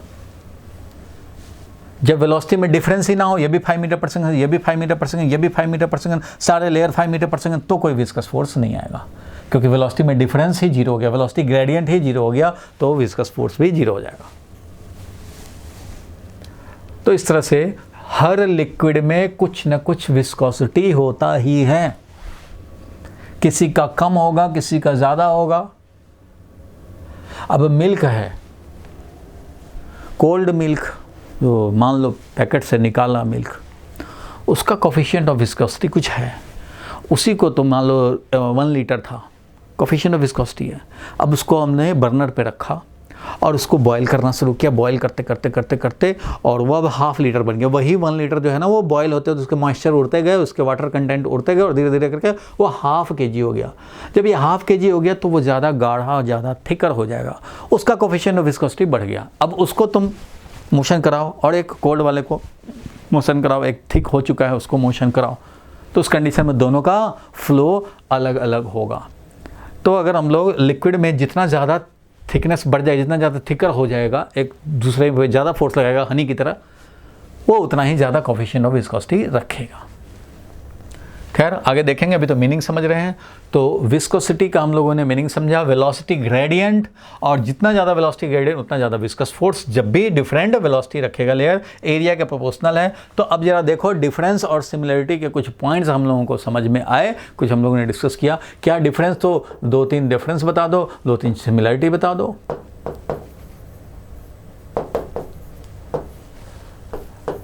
डिफरेंस किसमें किसमें, तो भैया सॉलिड में फ्रिक्शन और विस्कोसिटी इन लिक्विड, इन दोनों में हम लोग similarity and difference note down मान लो करना चाहते हैं। ठीक है भाई, तो बताओ डिफरेंस का पॉइंट और सिमिलरिटीज के पॉइंट। डिफरेंस की पॉइंट बोले, नंबर 1 बात, सॉलिड में फ्रिक्शन का जो वैल्यू होता है, फ्रिक्शन, सॉलिड में जो फ्रिक्शन है वो है भाई independent of relative velocity, does not depend on relative velocity. मतलब V1 V2 में वो डिपेंड नहीं करता था, लेकिन यहाँ पे जो विस्कस फोर्स होता है वो डिपेंड करता है डेल्टा V पे, क्योंकि delta V upon delta x मतलब वेलोसिटी में डिफरेंस पे डिपेंड करता है। इसमें यहाँ नहीं होता है। तो डिफरेंस की पॉइंट देख रहे हैं हम लोग, इसलिए ऐसा लिखा। यहाँ पे क्या है भाई, तो friction independent of apparent area of contact होता था, यहाँ पे independent of apparent area of contact. लेकिन विस्कस फोर्स हमारा directly proportional to the common area, means area of contact between the 2 layer, adjacent layer में जो कॉमन एरिया है उस पर डिपेंडेंट होता था। फिर एरिया से कैसे इंडिपेंडेंट होगा? जैसे रोलिंग में तो एरिया कम हो जाता है तो फ्रिक्शन भी कम हो जाता है। ये कहीं लिखा हुआ तुमको नहीं मिलेगा कि एरिया कम होने से फ्रिक्शन कम हो गया। ये कहीं लिखा हुआ नहीं मिलेगा एरिया कम होने से फ्रिक्शन कम होता है। फ्रिक्शन किस पे डिपेंड करता है? देखो, रोलिंग फ्रिक्शन की बात छोड़ दो, अभी रोलिंग भी एग्जाम्पल ही होता है, मतलब एक टाइप ही होता है। स्टैटिक और काइनेटिक मेन होते हैं। Kinetic friction and static friction का मैक्सिमम वैल्यू यानी limiting friction mu S into N, mu के इंटू एन, कहीं एरिया नहीं आया। एक ईंट हो, ब्रिक हो या ब्लॉक हो, ऐसे रख करके इसको स्लाइड कराना चाहो या ऐसे रख करके स्लाइड कराना चाहो, यहाँ पे एरिया ज़्यादा हो गया कांटेक्ट का, यहाँ एरिया कम हुआ कांटेक्ट का, फिर भी स्लाइडिंग फोर्स उतना ही लगाना पड़ेगा इसको स्लाइड कराना चाहते हो तो। कितना भाई? तो म्यू एस इंटू एन। ये जो लिमिटिंग फ्रिक्शन है 0.5 अगर म्यू एस है, एन का वैल्यू अगर 100 है, दोनों 10 kg था, 10 kg था तो 100 है अगर, तो 50 न्यूटन चाहिए, मिनिमम 50 न्यूटन चाहिए। चाहे ऐसे रख के स्लाइड कराओ, चाहे ऐसे रख के स्लाइड कराओ, जैसे भी रख के स्लाइड करो। अपेरेंट एरिया ऑफ कांटेक्ट कितना है उससे कोई मतलब नहीं होता। कहीं भी ऐसा तुम्हें सॉलिड में नहीं लिखा मिलेगा कि एरिया ऑफ कांटेक्ट पे। ये आपने अपने आप सोच लिया देख करके, अच्छा रोलिंग में अपेरेंट एरिया ऑफ कांटेक्ट कम हो गया इसलिए एरिया कम होने से हमारा फ्रिक्शन कम हो गया। लिखा हुआ तुम्हें नहीं मिलेगा कहीं कि अपेरेंट एरिया कम होने से फ्रिक्शन कम हो गया, ये बात नहीं है। अगर मान लो इसी ब्लॉक को ऐसे भी रख दिया जाए, ध्यान से समझना, इसी ब्लॉक को अगर ऐसे भी रख दें, मैंने फ्रिक्शन क्लास में बताया भी था, ऐसे भी रख दें इसको और तब भी इसको स्लाइड कराना रहेगा, तब भी इस पर उतना ही 50 न्यूटन लगाना पड़ेगा। इसको ऐसे भी रख दें तब भी अपेरेंट एरिया ऑफ कांटेक्ट तो एक पॉइंट बन गया, तभी भी इसको स्लाइड कराने में उतना ही लगेगा। अब क्या अलमीरा है, मान लो ये अलमीरा है, इसको लिटा दें और तब स्लाइड करें तो क्या इजीली स्लाइड कर जाएगा?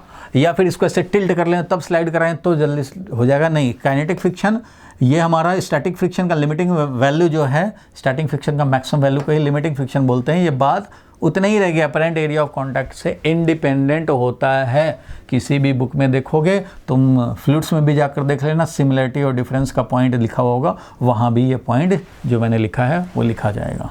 और सॉलिड में यहीं पे देखो ना, हाँ आता ही कहाँ है, एरिया कहाँ आता है?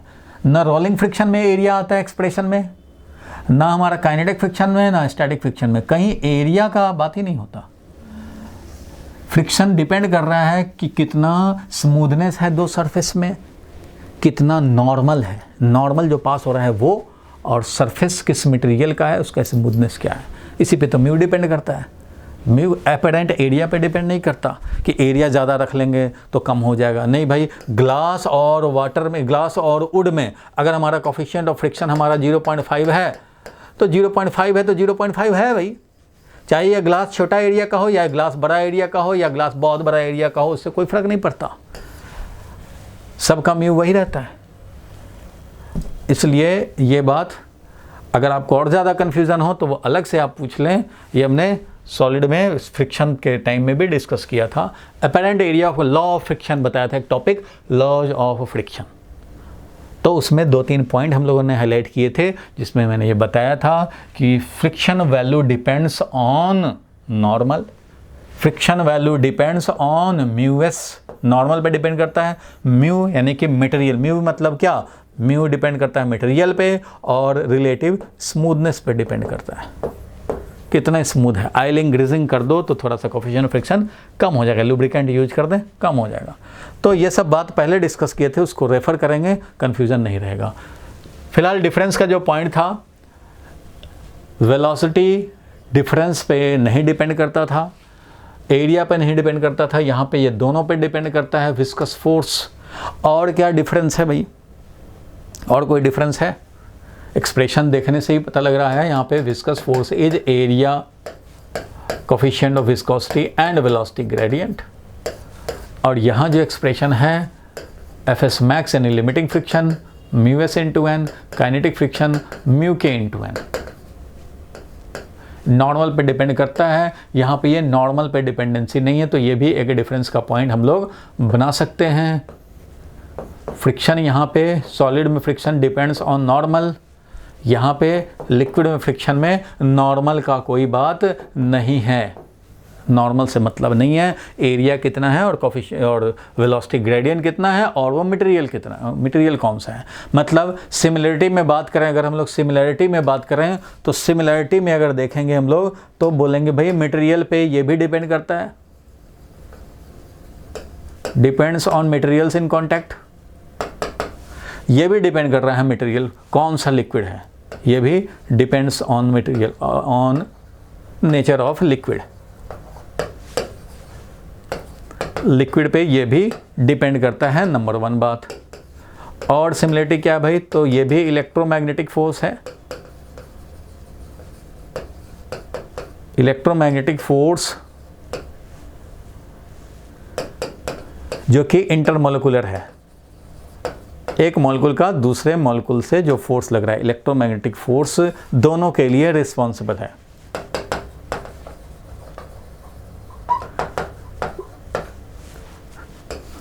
और क्या भाई, तो दोनों अपोज करता है relative motion, both opposes relative motion, दोनों का तो वही हाल है, both oppose relative motion between two surface और लिक्विड लेयर्स, सरफेस बोले या लिक्विड लेयर।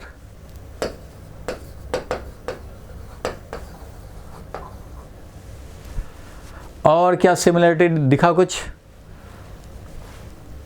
दोनों अपोजिट टू रिलेटिव मोशन होता है, दोनों इलेक्ट्रोमैग्नेटिक फोर्स है, दैट इज इंटरमोलिकुलर फोर्स जो है वही हमारा रिस्पॉन्सिबल है दोनों टाइप के लिए, और दोनों डिपेंड कर रहा है मटेरियल पे। तो ये सब क्या हो गए भाई, तो सिमिलैरिटी वाले पॉइंट्स हो गए। तो ये आप नोट कर सकते हैं या स्क्रीनशॉट ले सकते हैं। ये मेनली डिफरेंस है, किसी भी बुक में भी देखोगे या तुम्हें इंस्टीट्यूट से बुकलेट मिला होगा उसमें भी देखोगे, सब में मिलेगा ये सब पॉइंट्स। तो कुछ सिमिलरिटी देखा, कुछ डिफरेंस देखा। नेक्स्ट टॉपिक इसमें देखेंगे हम लोग। अभी तक हम लोगों ने मीनिंग देखा विस्कोसिटी का क्या है, सिमिलरिटी डिफरेंस देखा। इसी में एक इम्पॉर्टेंट है स्टोक्स लॉ, ये लिखा जाए Stokes law, very very important है, इसको जरा समझा जाए स्टोक्स लॉ क्या है। तो देखो भाई, इन्होंने बताया ये एक्सपेरिमेंटल लॉ है, इसलिए कोई इसका थ्योरेटिकल प्रूफ नहीं मिलेगा। ये है experimental law, on the basis of experiment ये फॉर्मुलेट किए गए हैं। स्टोक्स साहब का कहना था क्या भाई, कि कोई एक स्फेरिकल बॉडी हो, क्रिकेट बॉल हो या कोई भी बॉल हो भाई, कोई एक स्फेरिकल बॉडी है r रेडियस का, तो ये r रेडियस का स्फेरिकल बॉडी जब किसी फ्लूइड से एयर से या वाटर से या कोई भी लिक्विड है इसके थ्रू ये मूव करके भागना चाहे, मान लो क्रिकेट बॉल थ्रो कर दिया, v वेलोसिटी से ये आगे जा रहा हो, तो ये फ्लूइड तो बेचारा मोशन में नहीं था, फ्लूइड तो ऐसे ही है, एयर है समझो, एयर है तो फ्लूइड है या वाटर है। अब इसमें से ये क्रिकेट बॉल या कोई भी बॉडी मूव करके भागना चाह रहा है, ये स्फेरिकल बॉडी के लिए स्टोक्स साहब ने बताया था। तो अगर ये v स्पीड से जा रहा हो तो यहाँ वाले मॉलिक्यूल के रिस्पेक्ट में यहाँ इस मॉलिक्यूल को आगे बढ़ना पड़ेगा, वेलोसिटी लाना पड़ेगा, तो इधर वाला मॉलिक्यूल हल्ला मचाएगा, क्यों छोड़ के जा रहे हो, पास आए थे तो पास रहो, छोड़ के क्यों जा रहे हो, फोर्स लगाएगा इस पर। दिस ऑल मॉलिक्यूल जो डिफरेंट मॉलिक्यूल्स हैं उससे इसको जाना पड़ेगा। जैसे बहुत सारे लोग खड़े हों मॉब में और कोई चोर आया, पर्स चोरी किया और भागना शुरू किया, तो उसको भागने के लिए फ्री नहीं मिलेगा, दूसरे से कोलिजन होंगे तो उसका वेलोसिटी अपोज्ड होगा, उसमें लोगों का फ्रिक्शन होगा। वैसे ही बहुत सारे फ्लूइड मॉलिक्यूल्स हैं और इसमें से कोई निकलना चाहे हाई स्पीड लेके, तो इसको बहुत हर तरफ से कोलिजन से इनकाउंटर करने पड़ेंगे, कोलिजन करते हुए भागेगा। और यहाँ कोलिजन होगा तो ये बोलेगा भाई जब कोलिजन हो ही गया है तो भाई भाग क्यों रहे हो, यहाँ रुको। तो ये इस पर ड्रैगिंग फोर्स लगाएगा, ड्रैगिंग फोर्स क्यों भाग रहे हो भाई, ये ओवरऑल एक विस्कस फोर्स लग रहा है, क्योंकि किसी विस्कस मीडियम से तुम भागना चाहोगे तो उस मीडियम के जो भी नेबरिंग पार्टिकल्स हैं, जो भी कांटेक्ट में आएंगे, वो इस पर एक ड्रैगिंग फोर्स लगाएंगे। This is called viscous force. और वो विस्कस फोर्स उन्होंने on the basis of experiment formulate किया कि ज़्यादा बड़ा स्फेयर होगा तो उस पर ज़्यादा ओवरऑल विस्कस फोर्स लगेगा, छोटा स्फेयर होगा तो कम विस्कस फोर्स लगेगा। और ये viscous force proportional to radius उन्होंने ऑब्जर्व किया। कोफिशिएंट ऑफ विस्कोसिटी जितना ज़्यादा होगा इस फ्लूइड का, उतना ही ज़्यादा ड्रैगिंग फोर्स लगेगा। ये देखा उन्होंने एक्सपेरिमेंट्स के बेसिस पे, और देखा कि जितना ज़्यादा स्पीड से निकलेगा उतना ही ज़्यादा फोर्स भी लगेगा, इनका फोर्स भी लगेगा। अगर ये आराम से जा रहा होता, इन्हीं के साथ जा रहा होता तो कोई विस्कस फोर्स नहीं लगता, लेकिन ये बाकियों का स्पीड बहुत कम है, वो इधर उधर अपना जा रहा है, इसमें से ये निकलना चाह रहा है, चोर की तरह भागना चाह रहा है पर्स लेकर के, तो बाकियों का ड्रैगिंग फोर्स लगेगा। और ये प्रोपोर्शनैलिटी कांस्टेंट इसमें जो आता है वो 6 पाई आता है। मतलब ये है कि उन्होंने सीधा बताया भाई कि विस्कस फोर्स जो लगेगा एक स्फेरिकल जो आर रेडियस का स्फेयर है उस पर 6 पाई आर एटा भी, इतना विस्कस फोर्स लगेगा, ये इतना ड्रैगिंग फोर्स लगेगा ऑन स्फेयर, स्फेरिकल बॉडी पे इतना लगता है। R is the radius of the solid sphere और कोफिशिएंट ऑफ विस्कोसिटी इसका है एटा वो, और कितना स्पीड से जा रहा है ये एक्सपेरिमेंटल लॉ है। अगर स्कूल में आएगा कि अगर इसको प्रूव करना चाहते हो तो भैया कोई इसका थ्योरेटिकल प्रूफ नहीं है, हाँ डायमेंशनली जरूर प्रूव कर सकते हो। डायमेंशनल एनालिसिस का एक यूज होता था भाई कि डायमेंशनली वी कैन प्रूव, तो dimensionally we can obtain Stokes law. Dimensionally obtain कर सकते हो और डायमेंशनली तुम ऑब्टेन करो भाई। तो विस्कस फोर्स अगर डायमेंशनली बोलें इस पे डिपेंड कर सकता है, इस पे आपके मेमोरी में आया याद होगा डायमेंशनल फॉर्मूला का एक यूज़ करते थे कि ये डिपेंड कर सकता है भाई कुछ पैरामीटर्स पे, तो हमें नहीं पता है तो ये डिपेंड कर रहा है मान लो एटा का पावर ए, आर का पावर बी और वी का पावर सी। स्पीड पे सी का पावर डिपेंडेंसी है, रेडियस पे बी का और एटा पे मान लो ए का, तो हम लोग बोलेंगे कि ये हो गया हमारा पॉसिबल रिलेशन। याद होगा डायमेंशन एनालिसिस में ऐसा ही काम करते थे, ये बन गया हमारा पॉसिबल रिलेशन। अब इसके बाद हम लोग क्या करते हैं वो आपको पता ही है, इधर LHS है इधर RHS है, दोनों को MLT में डायमेंशनली रिप्रेजेंट करेंगे, तो इधर MLT-2 है और इधर हमारा ये तो डायमेंशनलेस है के, और ये एटा लिखेंगे। एटा का डायमेंशन फॉर्मूला क्या आया था भाई, तो ML-1T-1 आया था, यही तो आया था भाई dimensional formula.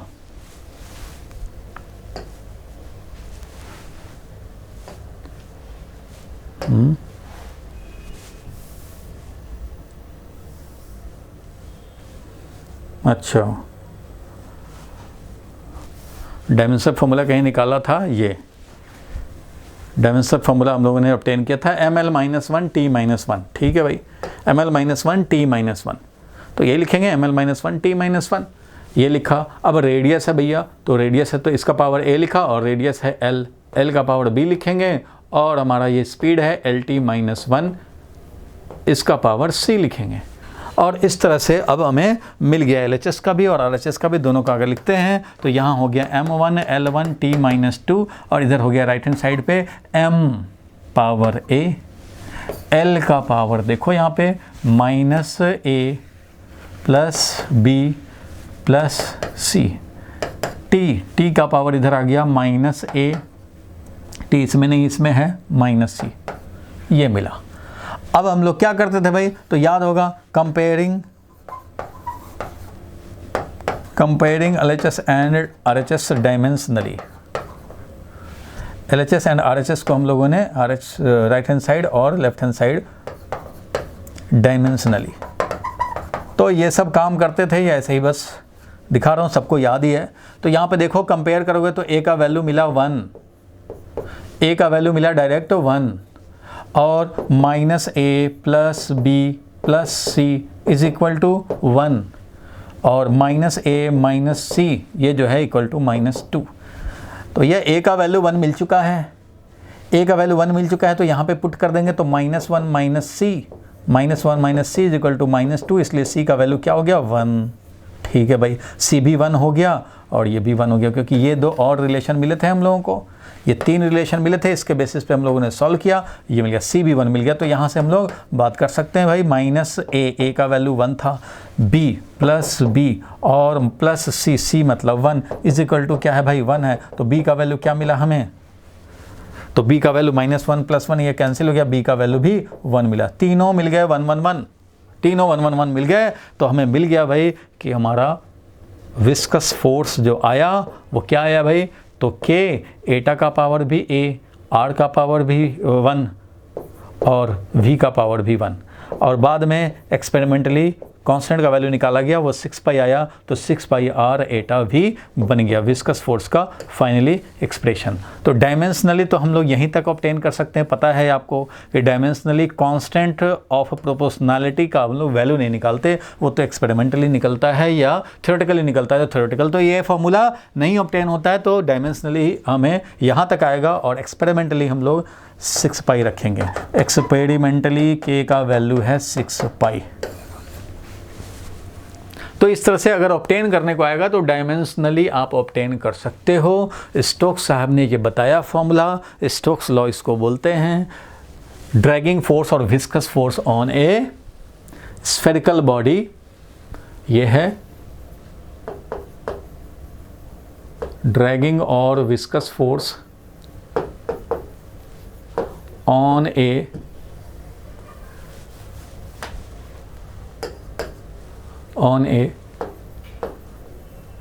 sphere moving with velocity v।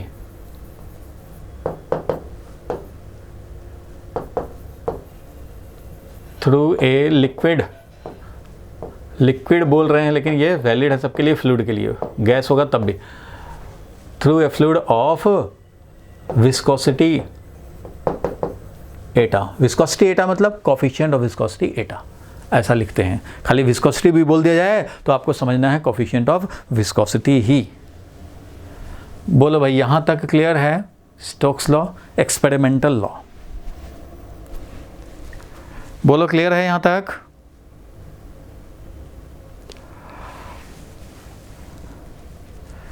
तो आपको साउंड आ रही है? तो अब तो क्लास का टाइम भी हो गया है, तो इसलिए मैं अब इसी के बाद एंड करता हूँ और आपको होमवर्क मैं दूंगा आज। तो आपको होमवर्क नेक्स्ट क्लास में कंप्लीट करने होंगे। आज मैंने क्या क्या कराया भाई, तो आज हुआ है डिस्कस आर्किमिडीज प्रिंसिपल, और विस्कोसिटी में थोड़ा सा एक और रह गया है, टर्मिनल वेलोसिटी का कॉन्सेप्ट। टर्मिनल वेलोसिटी रह गया, स्टोक्स लॉ समझा हम लोगों ने, और विस्कोसिटी का कंपैरिजन किया हम लोगों ने फ्रिक्शन के साथ, और एक्सप्रेशन निकाला, वेलोसिटी ग्रेडियंट समझा। टर्मिनल वेलोसिटी नेक्स्ट क्लास में हम लोग देखेंगे, और साथ में कुछ न्यूमेरिकल भी देखेंगे, आगे बढ़ाएंगे। और इसके बाद हम लोग चलेंगे, पहले तो ये फिनिश करें, कुछ इसमें भी हम लोग न्यूमेरिकल सॉल्व करेंगे अगली क्लास में, और कुछ इसमें भी। तो जिनका छूटा है वो कम से कम ये हाइड्रोस्टैटिक्स वाला पार्ट 2 क्लास जो हुए थे वो कवर कर ले, ताकि नेक्स्ट क्लास में समझ में आ जाए। नेक्स्ट क्लास में इन्हीं पे मैं न्यूमेरिकल कराऊंगा, टर्मिनल वेलोसिटी बताऊंगा, और तब शुरू करूंगा सरफेस टेंशन। तो नेक्स्ट क्लास में ये शायद नहीं शुरू होगा, नेक्स्ट क्लास इनमें ही होगा, तो वो आपको करने हैं। और आज क्या देखा हम लोगों ने भाई, तो देखा हम लोगों ने कि आर्किमिडीज प्रिंसिपल क्या था। तो आर्किमिडीज प्रिंसिपल यही था भाई कि जब भी हम लोग डिप करते हैं पार्शियली या फुल्ली, तो हमें अपथ्रस्ट मिलता है, एक बायोंड फोर्स मिलता है, वेट ऑफ डिस्प्लेस लिक्विड के इक्वल टू। इससे बनता है लॉ ऑफ फ्लोटेशन। 3 कंडीशन बनते हैं। 2 कंडीशन में जब लिक्विड से सॉलिड कम डेंसर हो, हल्का हो, तो उस कंडीशन में वो पार्शियल डिप होके फ्लोट करेगा, और जब दोनों डेंसिटी सेम हो जाएं तो ऑलमोस्ट कंप्लीटली डिप होके फ्लोट करेगा। लेकिन अगर सॉलिड का डेंसिटी ज़्यादा है तो उस कंडीशन में फ्लोट नहीं करेगा, और ये डिप कर जाएगा, सिंक कर जाएगा बॉटम तक। फिर हम लोगों ने विस्कोसिटी में देखा भाई, वेलोसिटी ग्रेडियंट एक टर्म समझा, वेलोसिटी डिफरेंस पर यूनिट डेप्थ। वेलोसिटी ग्रेडियंट के प्रोपोर्शनल होता है और कॉमन एरिया के प्रोपोर्शनल होता है, और मटेरियल यानी कि लिक्विड कौन सा है उस पर भी डिपेंड करता है। ज़्यादा थिकर लिक्विड, ज़्यादा डेंसर लिक्विड होगा, उसकी कोफिशिएंट ऑफ विस्कोसिटी ज़्यादा होगा। तो इस तरह से इसका हम लोग डायमेंशन फार्मूला या यूनिट निकाल सकते हैं। और इसके सिमिलरिटी एंड डिफरेंस वाले पॉइंट्स हम लोगों ने देखे थे, कुछ सिमिलरिटी के पॉइंट, कुछ डिफरेंस के पॉइंट देखा हम लोगों ने, और इसके बेसिस पे देखा स्टोक्स लॉ। ठीक है, इतना तक आप माइंड में रखेंगे। मैं एक PDF में आपको होमवर्क दे दूंगा, वो आप होमवर्क करके आएंगे नेक्स्ट क्लास में। वेरी